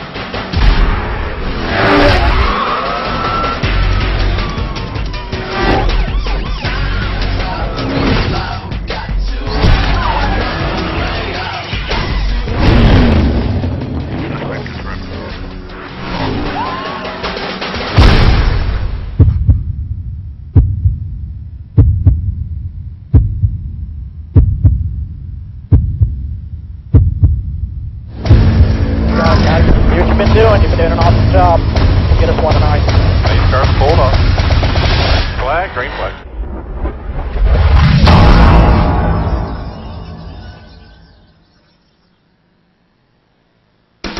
MTCO Communications, dude, I'll tell you what, the only place to get your gaming servers, no contract, month to month.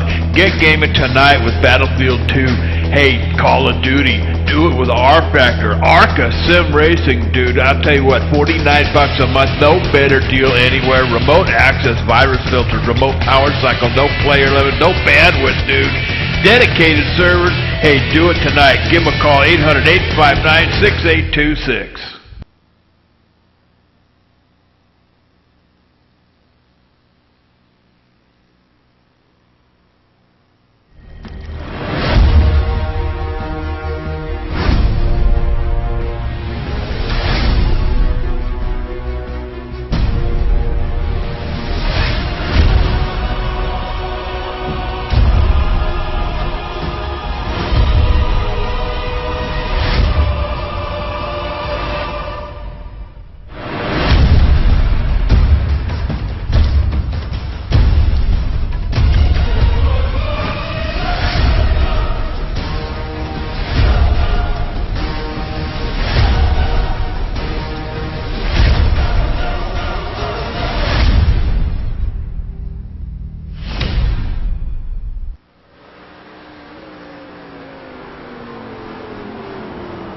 Welcome back to the 120 Minutes at Sebring, presented by DigitalRacing.nl. While we were away, we missed a slight contact for our GT2 leader, Nick Versteeg, in the hairpin. It looked like Steve Clays missed his brake for the hairpin ever so slightly, ran off into the grass, and as he was rejoining, he tagged Nick Versteeg in the left rear. Nick clearly not happy with the driving from Steve, but it sounds like we don't have there's no significant damage to the car. And as we get into the last 37 minutes 45 seconds of this race, we should expect to see the last round of pit stops from all of our runners in the near future, certainly.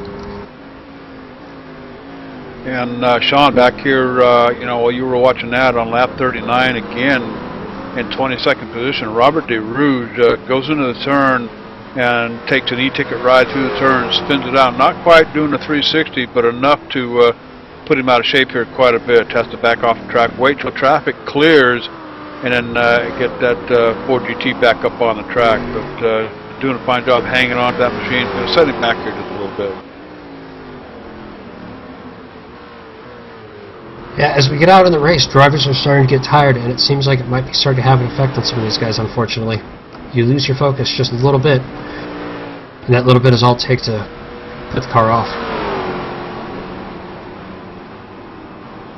I think road racing requires a different level of concentration than any other kind of racing that I've been associated with. And I tell you, just watching these guys down here, it's always, oval racing, you're always told to think ahead because of the speeds that you race at. Of course, nothing indifferent than road racing here, but, thinking ahead because, something happens on one part of the track, and it's just a matter of seconds before you're on top of it. Of course, here in road racing, you've got the turns. I mean, those are, they come up frequently. You close the distance on them very quickly, so you got to be thinking way ahead of the game here in these cars here, in road racing. So I got to hand it to these guys, doing an outstanding job, and of course, being crumpled up in a somewhat uncomfortable cockpit. I know they've got these, several $100,000 seats in their vehicles, but still, there's a comfort level that you got to deal with, Sean. So, we've had two incidents of note here. We had an off for our erstwhile GT2 leader, Nick Versteeg, severe enough to put him into the pit lane. That puts Cohen Gerards into the GT2 lead. Simultaneously, while we were sort of bemoaning the fact that there weren't any battles for position earlier in the race, there's certainly no one close. Well, now the GT1 lead has closed right back up. Anders Dahlin, position 9 overall, is just barely ahead of Edgel Sandfield, position 10 overall. And, out of the corner of my eye, again, caught another one here. This is going to be position 21 guys in the 22 machine. Robert De Rouge having more problems here. Goes over the rumble strips, and, again, I think it's a matter of getting throttle too soon into a sideways spin here. Same as last time, guys, here on lap 41. Just kicks it sideways, no harm, no foul. Gets back up on the track and gets it porting forward, but certainly losing quite a bit of time. This is the second incident just like that within a matter of laps.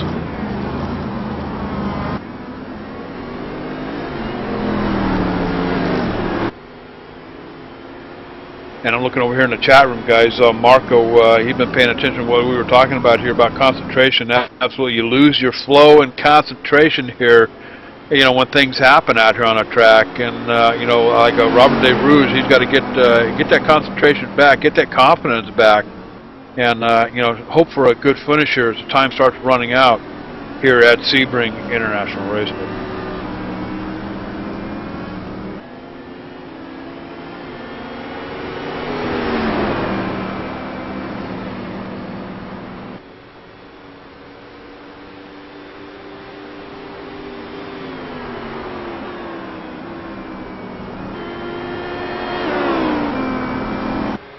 Back out here in front, Bjorn Spindell going past a couple of lap cars here. Of course, one of them belonging to Andrew Dahl in 9th position. That's one of the Corvettes down here. Pretty smart-looking machine, that white Corvette. And then in behind him is going to be Egil Sandfield. He's going to be in 10th position in that number 86 Corvette. So Bjorn's Bendel certainly has led all of the laps thus far, with the exception of the few that Austin Benson, our pole sitter, led. Austin Benson having his own problems here tonight, but still holding down a top 5 in that number 07 prototype machine up here. But he's 30 seconds off the leaders here, Sean. So Austin Benson, at this point, with the time left, doesn't look like there's going to be any hope for him to catch up to at least, say, Nick Bison, who's about 21 seconds in front. Something we missed. We noted that the GT1 battle had gotten close, but we didn't quite get the right reason for it. Angel Sandfeld, who had lead for quite some time, had himself a fun little spin at the hairpin.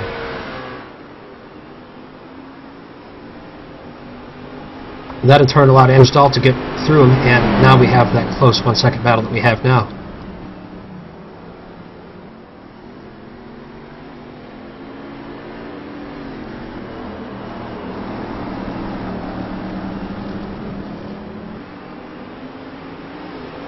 And looks like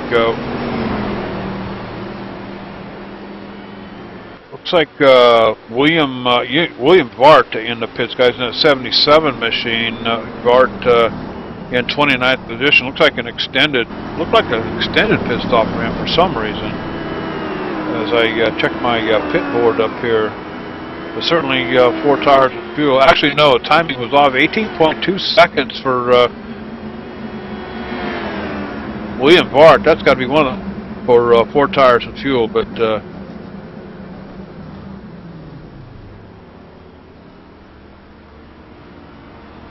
And Sean, it looks like William Vart has pulled his car behind the wall. Let me get confirmation on that. That wasn't expected.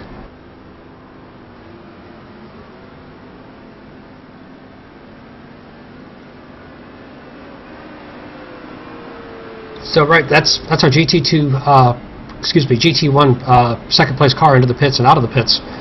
For his final scheduled stop,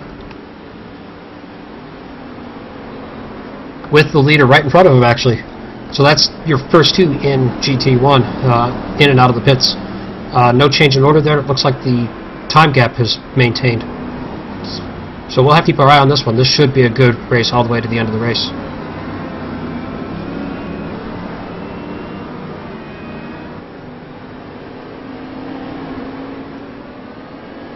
Anders Dahl with a 21.5 second pit stop last time in, so good job down there on pit road for sure. As he running in 9th position here at Sebring International Raceway, guys. I tell you, Anders Dahl looking pretty sharp here tonight for sure.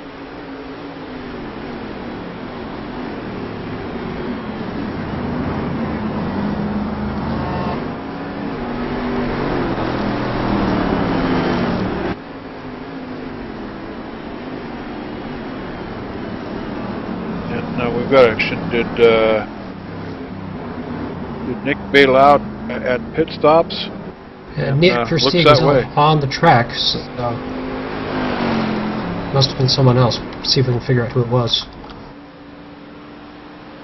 Yeah, it wasn't Nick Versteeg in the 48th and 21st position, guys. Now he's still on the track, so not quite sure what Jus Vander was talking about here. But if it's the Nick that you're referring to, Nick Versteeg, he is still on the track, 6 laps down here in 21st position.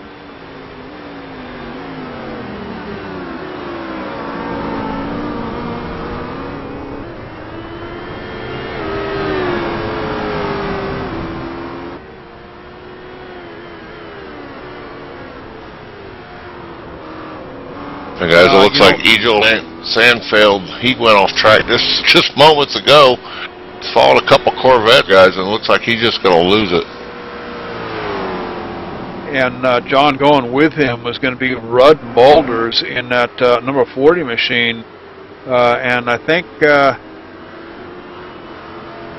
it might have been, I believe it was the number 40 that started that whole mess. I'm going to roll it back here just a little bit more. It looks like the 40 runs off the rumble strips onto the dirt, Sean, and the 03, I think it's the 03 and the 86 machine come by him, try to get by him, but he comes back off the rumble strips up on the track. And of course, it looks like the 86 machine might have gotten pounded by the 84. Yeah, the 84 Urban Hansen, nowhere to go on that. One of the things with multi-class racing, sadly, when you get instances, especially corner exit like that, with quick evasion required, there's just too much speed difference to make it happen. Yeah, you know, Sean, you and I were talking earlier before that we were discussing the horsepower. You know, horsepower versus weight ratio here. Prototypes, although 100 horsepower less than the Corvettes, you know, the Corvette's a much heavier car here at the Speedway here tonight. You know, of course, the prototypes all have the aerodynamic advantage with that low slung body style as well. That's right. So it looks like that incident has robbed us of our race for the GT1 win then, and Stahl really just needs to keep it on the track at this point, and we will have, well, maybe I shouldn't say still close so soon, it looks like.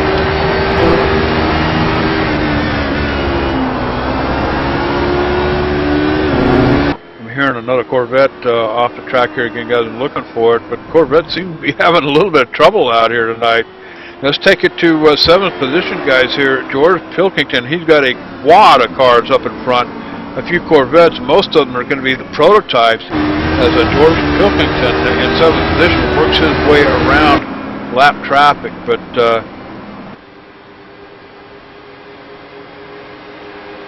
I don't see... Fabian De Jong taking the escape road at the hairpin.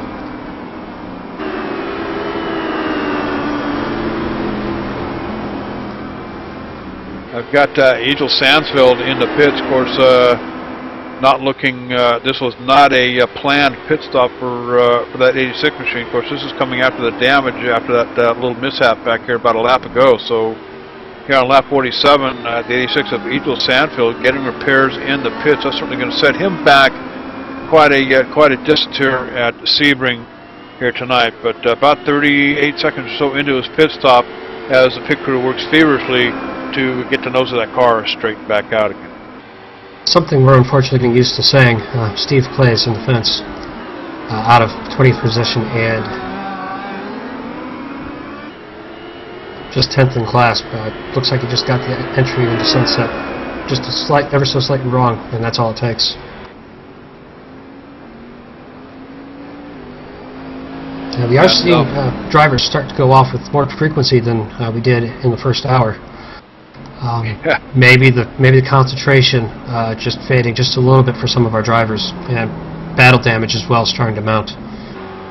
And John, something indicative of oval racing here. You know, the last 20 laps, you know, in oval racing are probably the where you see the most yellow flags occur as well. So maybe this is what we're seeing here. I mean, what goes through a driver's mind isn't going to be any different from an oval race to a road race in the final lap. So it's all position.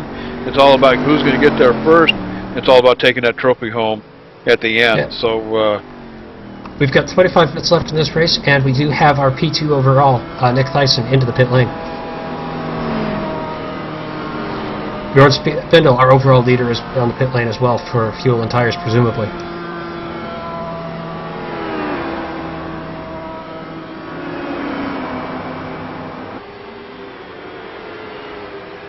One and two, like Spindle and Thyssen in the pits here, keeping an eye on their pit stops up here, and we'll report the time as soon as they're done. But I tell you, Nick Thyssen and Bjorn Spindle, Thyssen was 7 seconds behind as Spindle gets the run off of pit road here. 16.5 second pit stop.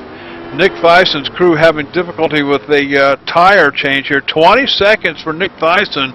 So it looks like Spindle is going to hold on to that lead, at least for the time being. Nick Thyssen was running about 7.2 seconds behind Bjorn, so we'll see if Nick can make that time up. Lost time, about 4 seconds on pit road there, Sean. It looked like maybe Bjorn's team less fuel to put into the car, maybe.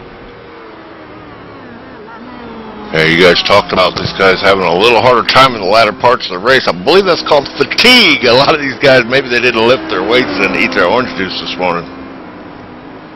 I'll tell you what, you know, like I said, oval racing, road racing, to a race car driver, it makes no difference, Cowboy. But I'll tell you, Nick Thyssen running in second position back here, trying to close the distance on Bjorn Svendal, and going to check the lap times when they come back around, or the distance when they come back around here. But let's take it back a couple of notches here. Let's go back to third position at 07 car. Austin Benson, you know, you got to give this guy a big hand here tonight. Austin hanging on to top 5 up here. He's considerably off the pace from the lead, almost a minute 19 seconds here. But Austin Benson starting on pole here at Sebring, Sean. I tell you, doing a fantastic job staying up in the top 3. So that gap is going to come down considerably. Austin Benson has already had his final pit stop, so I'd expect to see that come back down to about 40 or 50 seconds.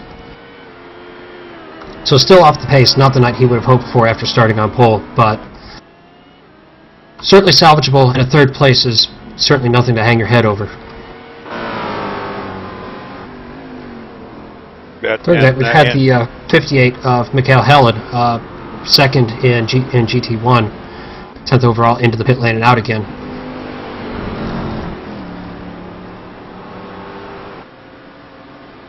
And David Trebe in the 38 machine on pit road, getting tires and fuel for the closing laps here at Sebring as well, guys.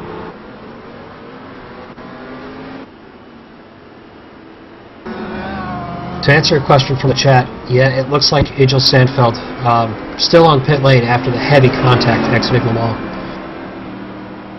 It looked like it was going to be a battle to the finish for first between Anders and Egil, but unfortunately that incident has robbed us of the battle. And Sean, checking over here in the chat room, and Jorn Van Dun, you're absolutely correct. That is ETVJD and ETV Sean. Actually, that's Pivik. Are the people talking? Absolutely. That's I'm ATVJD, and of course Sean's sitting over here next to me up here in the booth. That's John back there behind us. He's pushing the buttons, working the cameras for you tonight on Road TV Live. That's a division of ETV Live, and I'll tell you what, the online Autosports Entertainment Network here, bringing you some live action from Sebring International Raceway. Just to address a couple more questions. Yes, it is the Circuit de Spa-Francorchamps is the next race on the calendar, Edwin. And Neil Steeman, I anticipate we'll both be back in the booth along with Sean Peachin, who has unfortunately had commitments at Indianapolis Motor Speedway today. And guys, what I heard, I better do a computer upgrade before Spa, because I read on the forums all the time how nasty graphically Spa is, so we're going to have to do a little testing there. Looks like Spa will be on June the 3rd, so that's just a couple weeks away. Well, I better get the way. Honey, we need to save a little money. I need another video card. Oh my God. Hang on to your seats, Cowboy. But I'll tell you what, there is a ton of racing coming your way. And you haven't checked it out yet, you want to get over to etv-eplay.net. Take a look at the schedule over there, Cowboy. A lot of racing coming your way. Like Sean just mentioned, we'll be at Spa here on June 3rd. Again, here doing some more road racing. But tonight, we're not done yet, Cowboy. Hot Rod Racing, I believe, if I'm not mistaken, I believe we're going to be at Charlotte tonight, John. And with Ron Day, I'll be in the house. A bunch of us hanging out here at ETV Live. So another one coming your way. I believe that's going to be about 8 o'clock tonight here on ETV Live. That'll be on Channel 1 on the oval racing side of the house here tonight. But and then, of course, on Monday night, tomorrow night, back in the saddle again with some more oval track racing with the All-Star race from Race Sim Nation. That's the ARCA League that we've been dealing with for the last couple of years. Some good racing coming your way, but I tell you, the schedule is heavy, so check it out, etv-eplay.net. Yes, we're watching the leader here, JD. I might have to go take a nap after this one's over so I can get ready for the second part of our doubleheader today. But we've seen some great racing here. Just had a blast with this road gig here. ETV plans on getting really deep into the road racing. This is kind of our beta broadcast here, and I think we've done a pretty decent job, guys. So we've had a battle sort of sneak up on us. 4th and 5th in the prototypes, Andrews Osthoff and Dmitry Sivkov, excuse me, just 4 seconds apart on the track. So we'll see if that's going to trend towards a battle on the track, or if Andrews will pull ever so slightly away.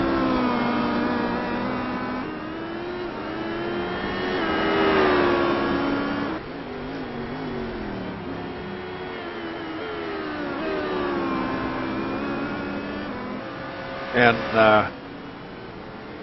Anders Dahl, I believe he's the. Now this has got to be. I'm assuming this is GT1. Is that correct? Anders Dahl. He's in the Corvette down here. Fantastic looking machine. But he's the first machine here, 9th position overall. But I believe he's the first of the. I believe that's the GT1, if I'm not mistaken. That's right.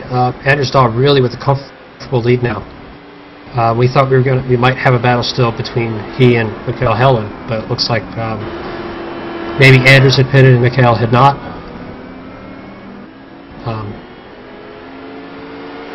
The very similar style at this stage of the game.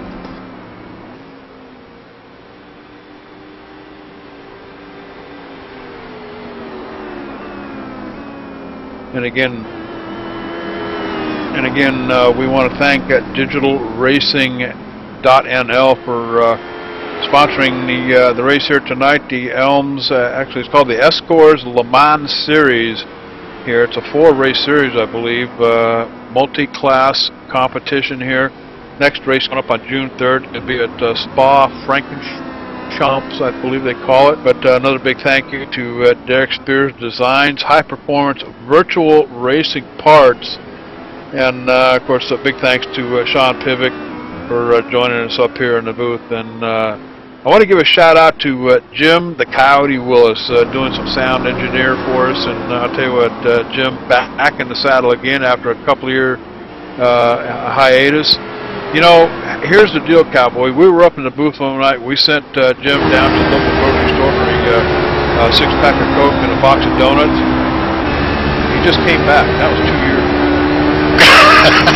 I don't think it was quite that long, but I know it was a good 8 months ago, JD.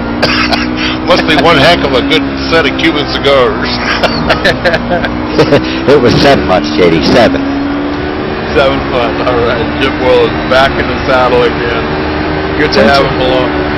Sounds like we've had an engine detonation from Matthew Ben, 31st place overall in the 88 car. Unfortunately, he's been involved in a couple incidents early in the race, and he just looking around. Looks like that's probably coming in.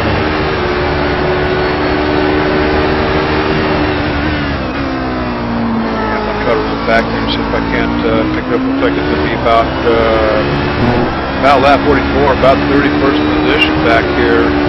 Yeah, you know, we talked about him earlier, Sean, involved in several incidents. Heavy damage to that Ford GT, especially on the back end. Back there, but you know, putting that machine through its paces and just couldn't go no more as he blows the engine. And luckily, he's able to get it off the track, you know, to avoid a confrontation with the oncoming vehicle.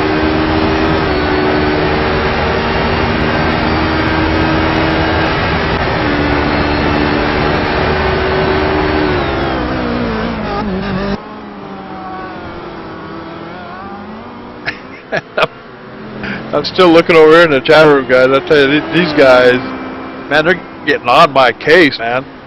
Now, I have no clue what Spa-Francorchamps is, you know, but I am willing to learn, and I'm hoping that you guys are going to teach me. That's coming from Jamin Ho. I don't know who Jamin Ho is. Jarman Ho? I'm glad I live next door to you, and I know these guys over there, JD, and they got good hitmen. Well, you might not be around for the next broadcast. That might be a good thing. But I tell you, you know, go ahead, Sean. So at the front of the field, it looks like Bjorn Spindle pretty happy to keep the gap at about 9 to 10 seconds to second place. Nick Thyssen. Yeah, you know, we were watching Nick Thyssen's pit stop back there, hoping that he was going to be able to close the distance. But if you remember, Sean, Bjorn Spindle had a 16.5-second pit stop. At that time, Nick was running about almost 7.5 seconds behind. Nick's 20-second pit stop probably was responsible for that added 2-second deficit. Yeah, he's lost a little bit there, but it doesn't look like he's got enough to draw the gap back up. So, first overall we have Bjorn Spindle, in the 89 HPD ARX 01C. Second overall and second in class, Nick Thyssen in the 91 prototype. Third overall, Austin Benson in the 07.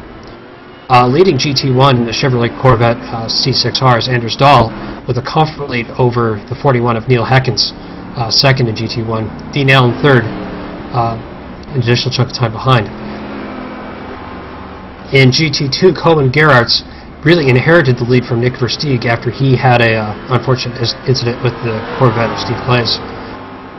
Robert Lowry now second in GT2 from the third place car of Nick Versteeg.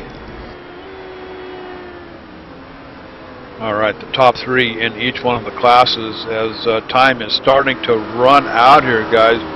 Roughly 6 minutes or so left here. 58 laps recorded so far here at, tell you what, why don't we go ahead and step away. We'll take what might be our final break of the night here. You're watching live ETV Live, Road TV Live here at Sebring with the ESCORS Le Mans series. So don't wander off. We'll be right back.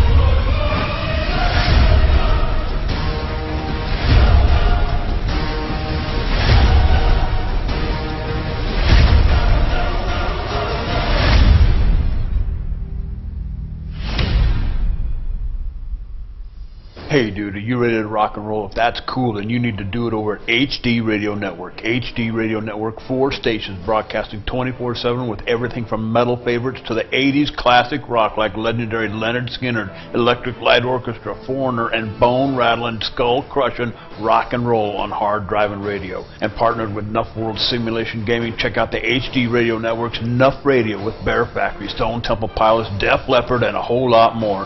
HDRadionetwork.com. Take your pick and rock your brains out, dude.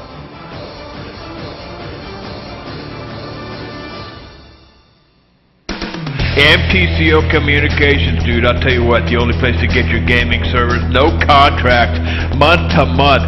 Get gaming tonight with Battlefield 2. Hey, Call of Duty. Do it with R-Factor. Arca Sim Racing, dude. I'll tell you what, $49 a month, no better deal anywhere. Remote access, virus filters, remote power cycle, no player limit, no bandwidth, dude. Dedicated servers. Hey, do it tonight. Give them a call, 800-859-6826.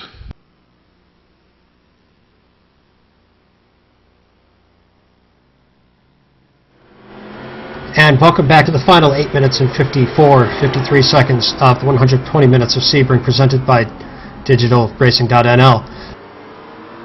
That battle we promised between 4th place overall Andreas Osthoff and 5th place overall Dmitry Sivkov, Well, that's just shaped up nicely. We just gained 3 seconds the previous lap, and they're nose to tail on the track now.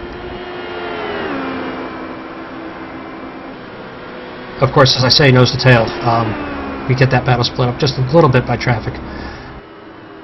But we look for this one to be good right down to the end of the race.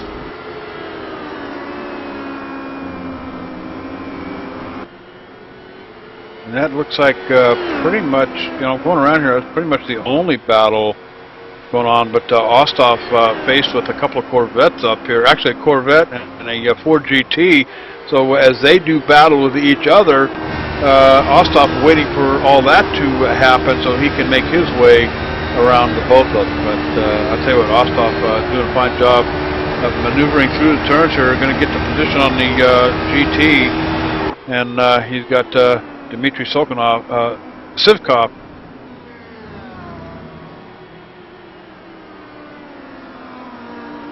Oh, sorry about that. I had the wrong. Looking at the wrong monitor, guys. That's a Corvette and a prototype that just gone off in front of our battle. The 84 of Lasse Brun Hansen and the 00 of Marcel Bozeman. I don't know about you, JD, but I got my start in motorsports watching NASCAR and branched out to road racing. Anytime I see the 00 car, I go instantly back to the Aquafresh car of Buckshot Jones. Buckshot Jones. There you go. Now you're going back quite a ways there.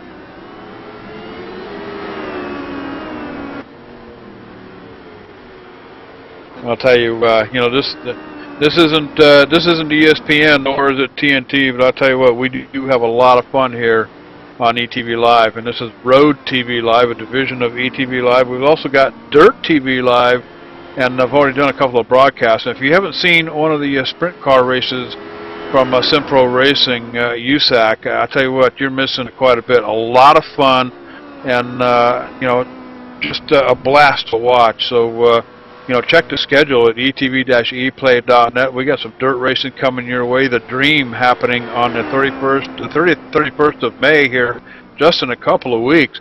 That's being sponsored by a Dirt Late Model Sim, and you catch it live here on ETV Live. I think it's about 8 o'clock, 8:30 on the 30th and 31st, some dirt track racing.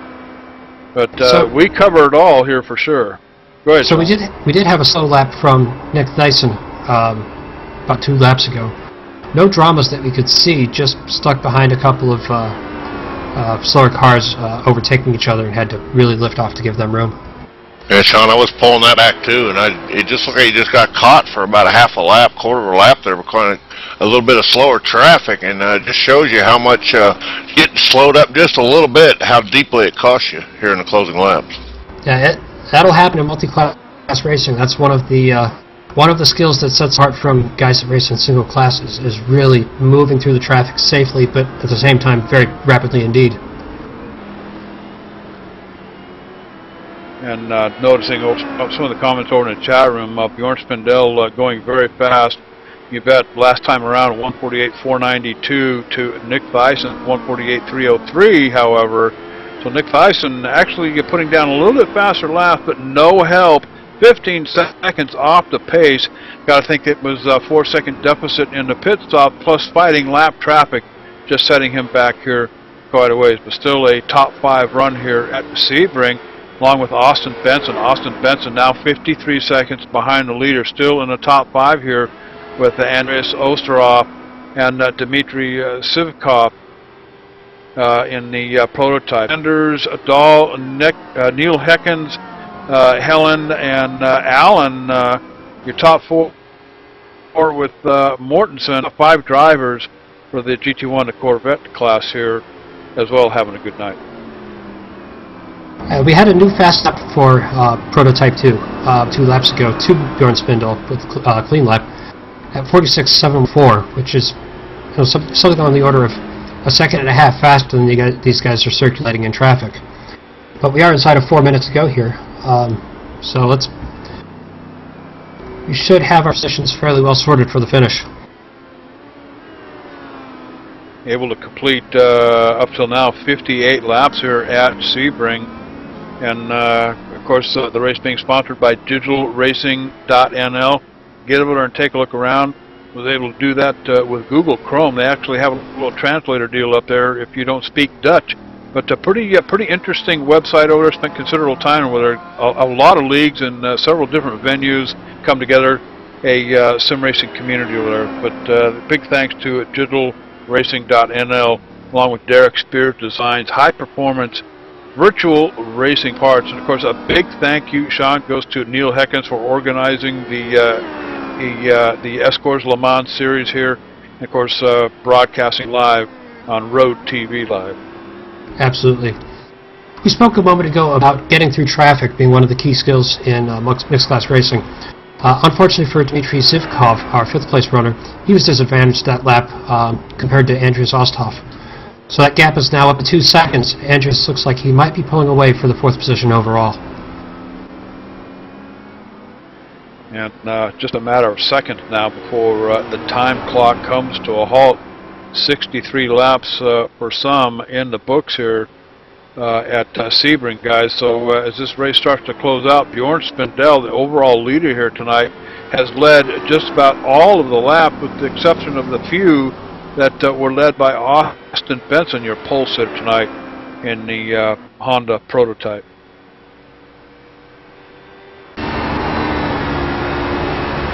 Yeah, this is once Hinder got out in front through traffic. This has really been a clinic put on how to drive quickly in a prototype and how to drive quickly through traffic.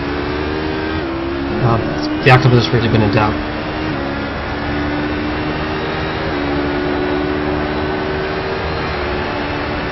Oh, Andreas Osthoff is front end. That's a big moment for who P4. Andreas Osthoff missed his braking zone at turn 2 and just went straight off the track. That'll promote Dmitry Zivkov into P4 overall. It appears he's lost his headlights too. Well, the headlights aren't mounted on the nose, so when you lose one, you lose your ability to see.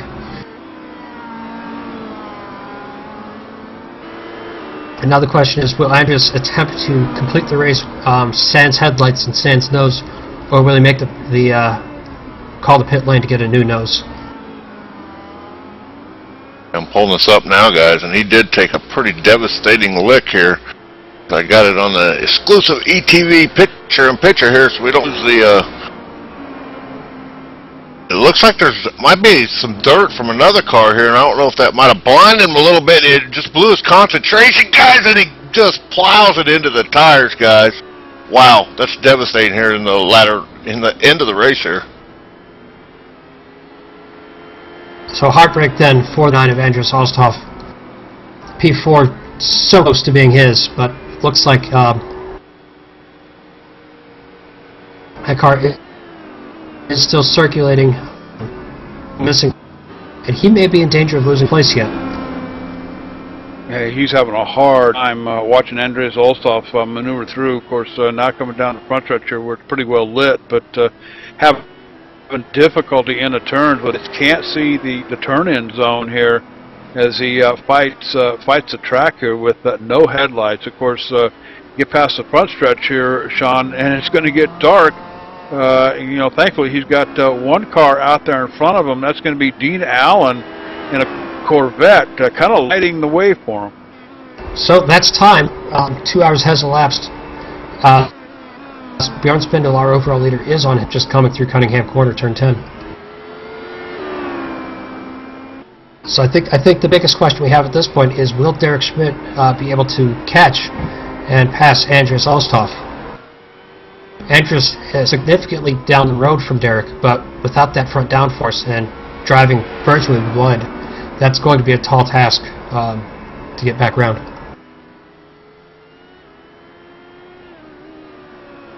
You bet. As time runs out here at Sebring International Raceway, guys, I tell you what a night. Jaren Van Dam correctly pointing out that ELMS and the real Le Mans Series rules mandate 2 headlights on at all times.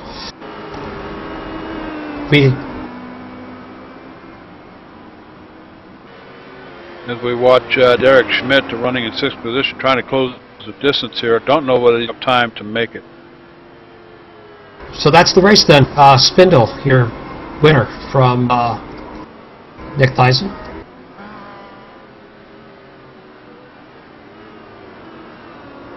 Well driven for Bjorn Spindle and Nick Theisen both. Andreas Osthoff on the Ullman straight into Sunset. Derek Schmidt, a valiant effort to try to rest P5, but just won't have enough time.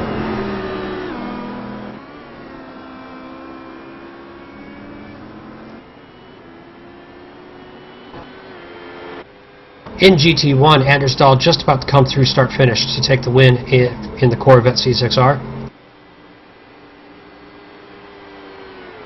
And it looks like Neil Hecken's going to get a solid 2nd place finish in the GT1 class.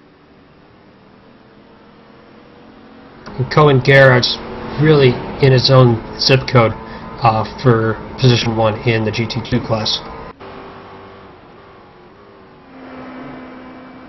As like Robert Lowry pulls his car over here at the end. So I'll tell you what a night here at Sebring International Raceway, guys. One of the oldest road races. In fact, I think it may be the oldest road racing track here in North America, once belonging to the United States Army Air Force, and of course longtime school, 1941 to 46, where pilots used to learn how to fly the B-17 Flying Fortress way back when. But what a night here at Sebring. Fantastic racing, 3-class, multi-class race with the Honda prototypes. Sean and Bjorn Spindel certainly going home with the big trophy tonight. Class of the field here for sure. Of course, special recognition to Anders Dahl. He's also the class winner in the GT1 series, and then Corn Garrett as well in the GT2 class. So hats off to these guys for a outstanding performance. 120 minutes of Sebring, sponsored by DigitalRacing.nl.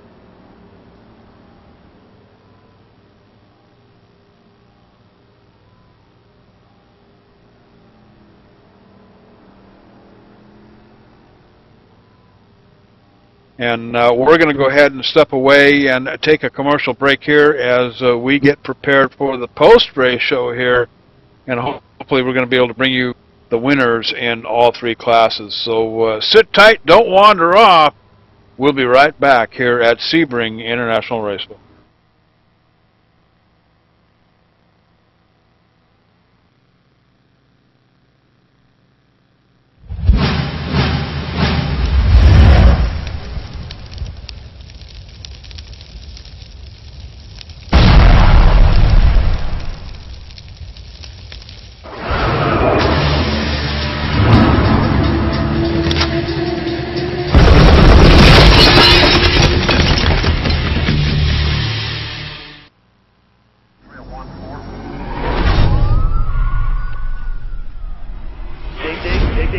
Hard as you can go all the way to the wall, dig, back to speed.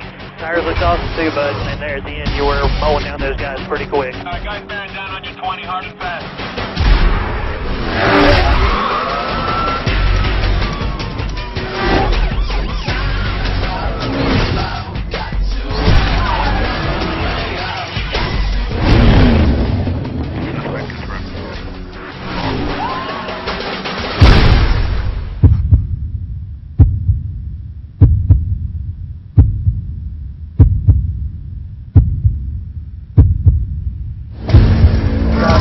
You've been doing an awesome job.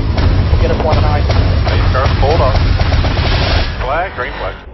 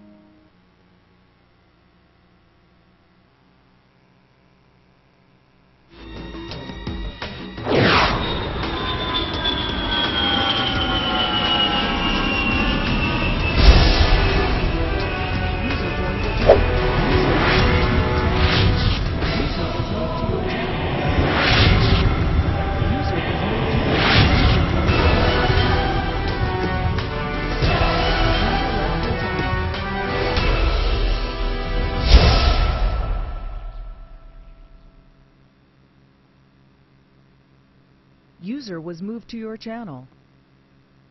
User joined your channel. And welcome to back the to ETVLive post-race show from Sebring International Raceway. We're here with our class winners, Bjorn Spindle, Anders Dahl, and Cohen Gerards. Bjorn, after you took the lead, it really was a clinic from you today. Any dramas at all whatsoever with the car? No, the only really interesting thing was the slower drivers in the slower cars. They made my life quite interesting, I think. So the driving standards maybe not quite where you would have wanted them to be then, or just the inherent dangers in multi-class racing? Well, I think it's quite fun to have all kinds of drivers. It makes the race very fun. Very good then. Any sponsors you need to thank, or any last thoughts? Oh, no, thank you. Congratulations on your P1 win in the inaugural race of the ESCORS Le Mans Series. Thanks. Anders Dahl, our winner in the Corvette C6R and GT1. Anders, you had a fantastic dice with Egil Sandfield for most of that race. Yeah, we were on TeamSpeak together, and it was very fun to drive real close. Unfortunately, he got hit by a faster car, and that kind of took the excitement out of it. But it was real fun. You had the pace in qualifying as well, 0.6 of a second on the field. Were you surprised that it was as close as it was until Emil had his dramas? Not really. I thought from the practice results that me and Egil Sandfield was probably the fastest, and then I think he took it a bit more slowly than I did in the qualifier, and that's why I took it on the pole. Anyone you need to thank? Any last thoughts? How was the traffic? It was okay traffic, I think. And I will thank iRacing Denmark, which is the team we are running for. And of course, thanks to Neil Higgins. Congratulations on your win in the inaugural race for the ESCORS Le Mans Series. Thank you. Cohen Gerards, our winner in GT2 in the Ford GT. Cohen, it wasn't looking like you raced for most of it, but you kept the car clean and came through at the end. Yeah, I did. It's just having a little problem in the beginning at the start. I dropped a few places because they didn't leave a gap. So I lost a little bit of time fighting my way through past Stefan Koppens and for until second place. I was a bit surprised afterwards that I heard something, Nick was saying something I didn't quite understand him, so I was quite surprised seeing myself at the front of the pack. Yeah, 2-hour race, not necessarily the fastest, although you were certainly quick enough, but keeping the car clean, the most important thing. Yeah, at the end, I knew that Nick had a problem. He went into the pits pretty early. When I left the pits, I knew I had quite a lead on him, and if I just kept it clean, and I would be okay for the rest of the race. It's not that exciting for me as well, but I won the game for me. So very well done. GT2 perhaps has the tallest task in the field in multi-class racing, with 2 classes of cars coming through to overtake you. How were the driving standards from your point of view in this race? It was quite exciting. I made a few mistakes myself as well, because you see smoke coming up somewhere, you have a yellow flag, and then suddenly you have, I think it was even Bjorn Spindle who just passing me at the same point, just completely surprised me. It was quite interesting. There were some drivers that also just threw their LMPs to the inside, but it wasn't really a problem actually. So just you have to be really careful in the GT2 because you're constantly being passed. It sounds like everybody minded their P's and Q's then. We also have the results for the Kleenex challenge for each class. The Kleenex again is for the lowest number of incidents in the race. Bjorn Spindle, congratulations. You also had the lowest incidents as well as the fastest race in prototypes. Well, that's surprising. Thanks. Anders Dahl, we're seeing a pattern here. The winner of the class, also the cleanest driver in the field. Yeah, I've had some incidents, so actually a bit surprised. And sorry, Cohen, you weren't the cleanest. Nick Versteeg was the cleanest, the Ford GTs. Still, yeah, you were just one behind with 2 incidents. So yeah, I was just going along the way quite well for me, and I know Nick is a pretty clean driver, so it would be pretty hard to beat him on that one. Very clean race overall. The first 15 minutes, a bit exciting, and it seemed like in about 30 minutes to go, things got exciting again. But overall, very clean race for all of our drivers. And congratulations, Bjorn Spindel, Anders Dahl, and Cohen Gerards on your win in the first race of the ESCORS Le Mans Series. Thank you. All right, guys. Fantastic night here at Sebring International Raceway, and I'll tell you what, my first road race here tonight. Final thought, Sean. Let's go back to Austin Benson, qualified on the pole here tonight, but quickly got into trouble and managed to go back, finishing about 17 seconds off, or actually 55 seconds off the lead up here. But Austin Benson, I tell you, proving to be an outstanding driver, finishing up in the top 5. Yeah, absolutely. It looked like he had the pace early on. It's hard to say what kind of dramas he might have been carrying in that car. It certainly looked like not all was right for the entirety of the race. I'm sure he'll be excited to get to Spa-Francorchamps and really get after the lead to see if he can pull a win out of the bag. Absolutely. Looking forward to that. And tell you can join Sean Pivick and Sean Petchen in the booth on June 3rd from Spa-Francorchamps. Looking forward to that one. And I understand that's going to be a daytime race, so different track, different time. So really looking forward to that race. Now, again, ETV-eplay.net, awfully proud to be involved with Neil Heckens and the ESCORS Le Mans Series. Big thank you to Neil for organizing the events here. And, of course, big thank you to DigitalRacing.nl. Derek Spear designs high-performance virtual racing parts. And again, I want to give some more props to Neil's, and I can't remember his last name over here. He's been in the chat room, been talking to him all night, but Neil's Timon with DigitalRacing.nl. And if you haven't taken a look, go over there and take a look. Use Google Chrome if you don't understand Dutch. Played it, and pretty outstanding looking website or racing community with a lot of different venues. But again, from ETV Live, this has been a production of Road TV Live with John Wesley pushing the buttons on the camera for tonight. Of course, sitting next to me tonight, big thank you to Sean Pivick for calling the action. This is the Cowboy, J.D. Webb. We're going to go ahead and get on out of here, getting ready for another race here tonight at about 8:30 p.m. on ETV Live. So from Sebring International Raceway, we'll see you all next time. We're clear. Oh, man. Good job, guys. Disconnected.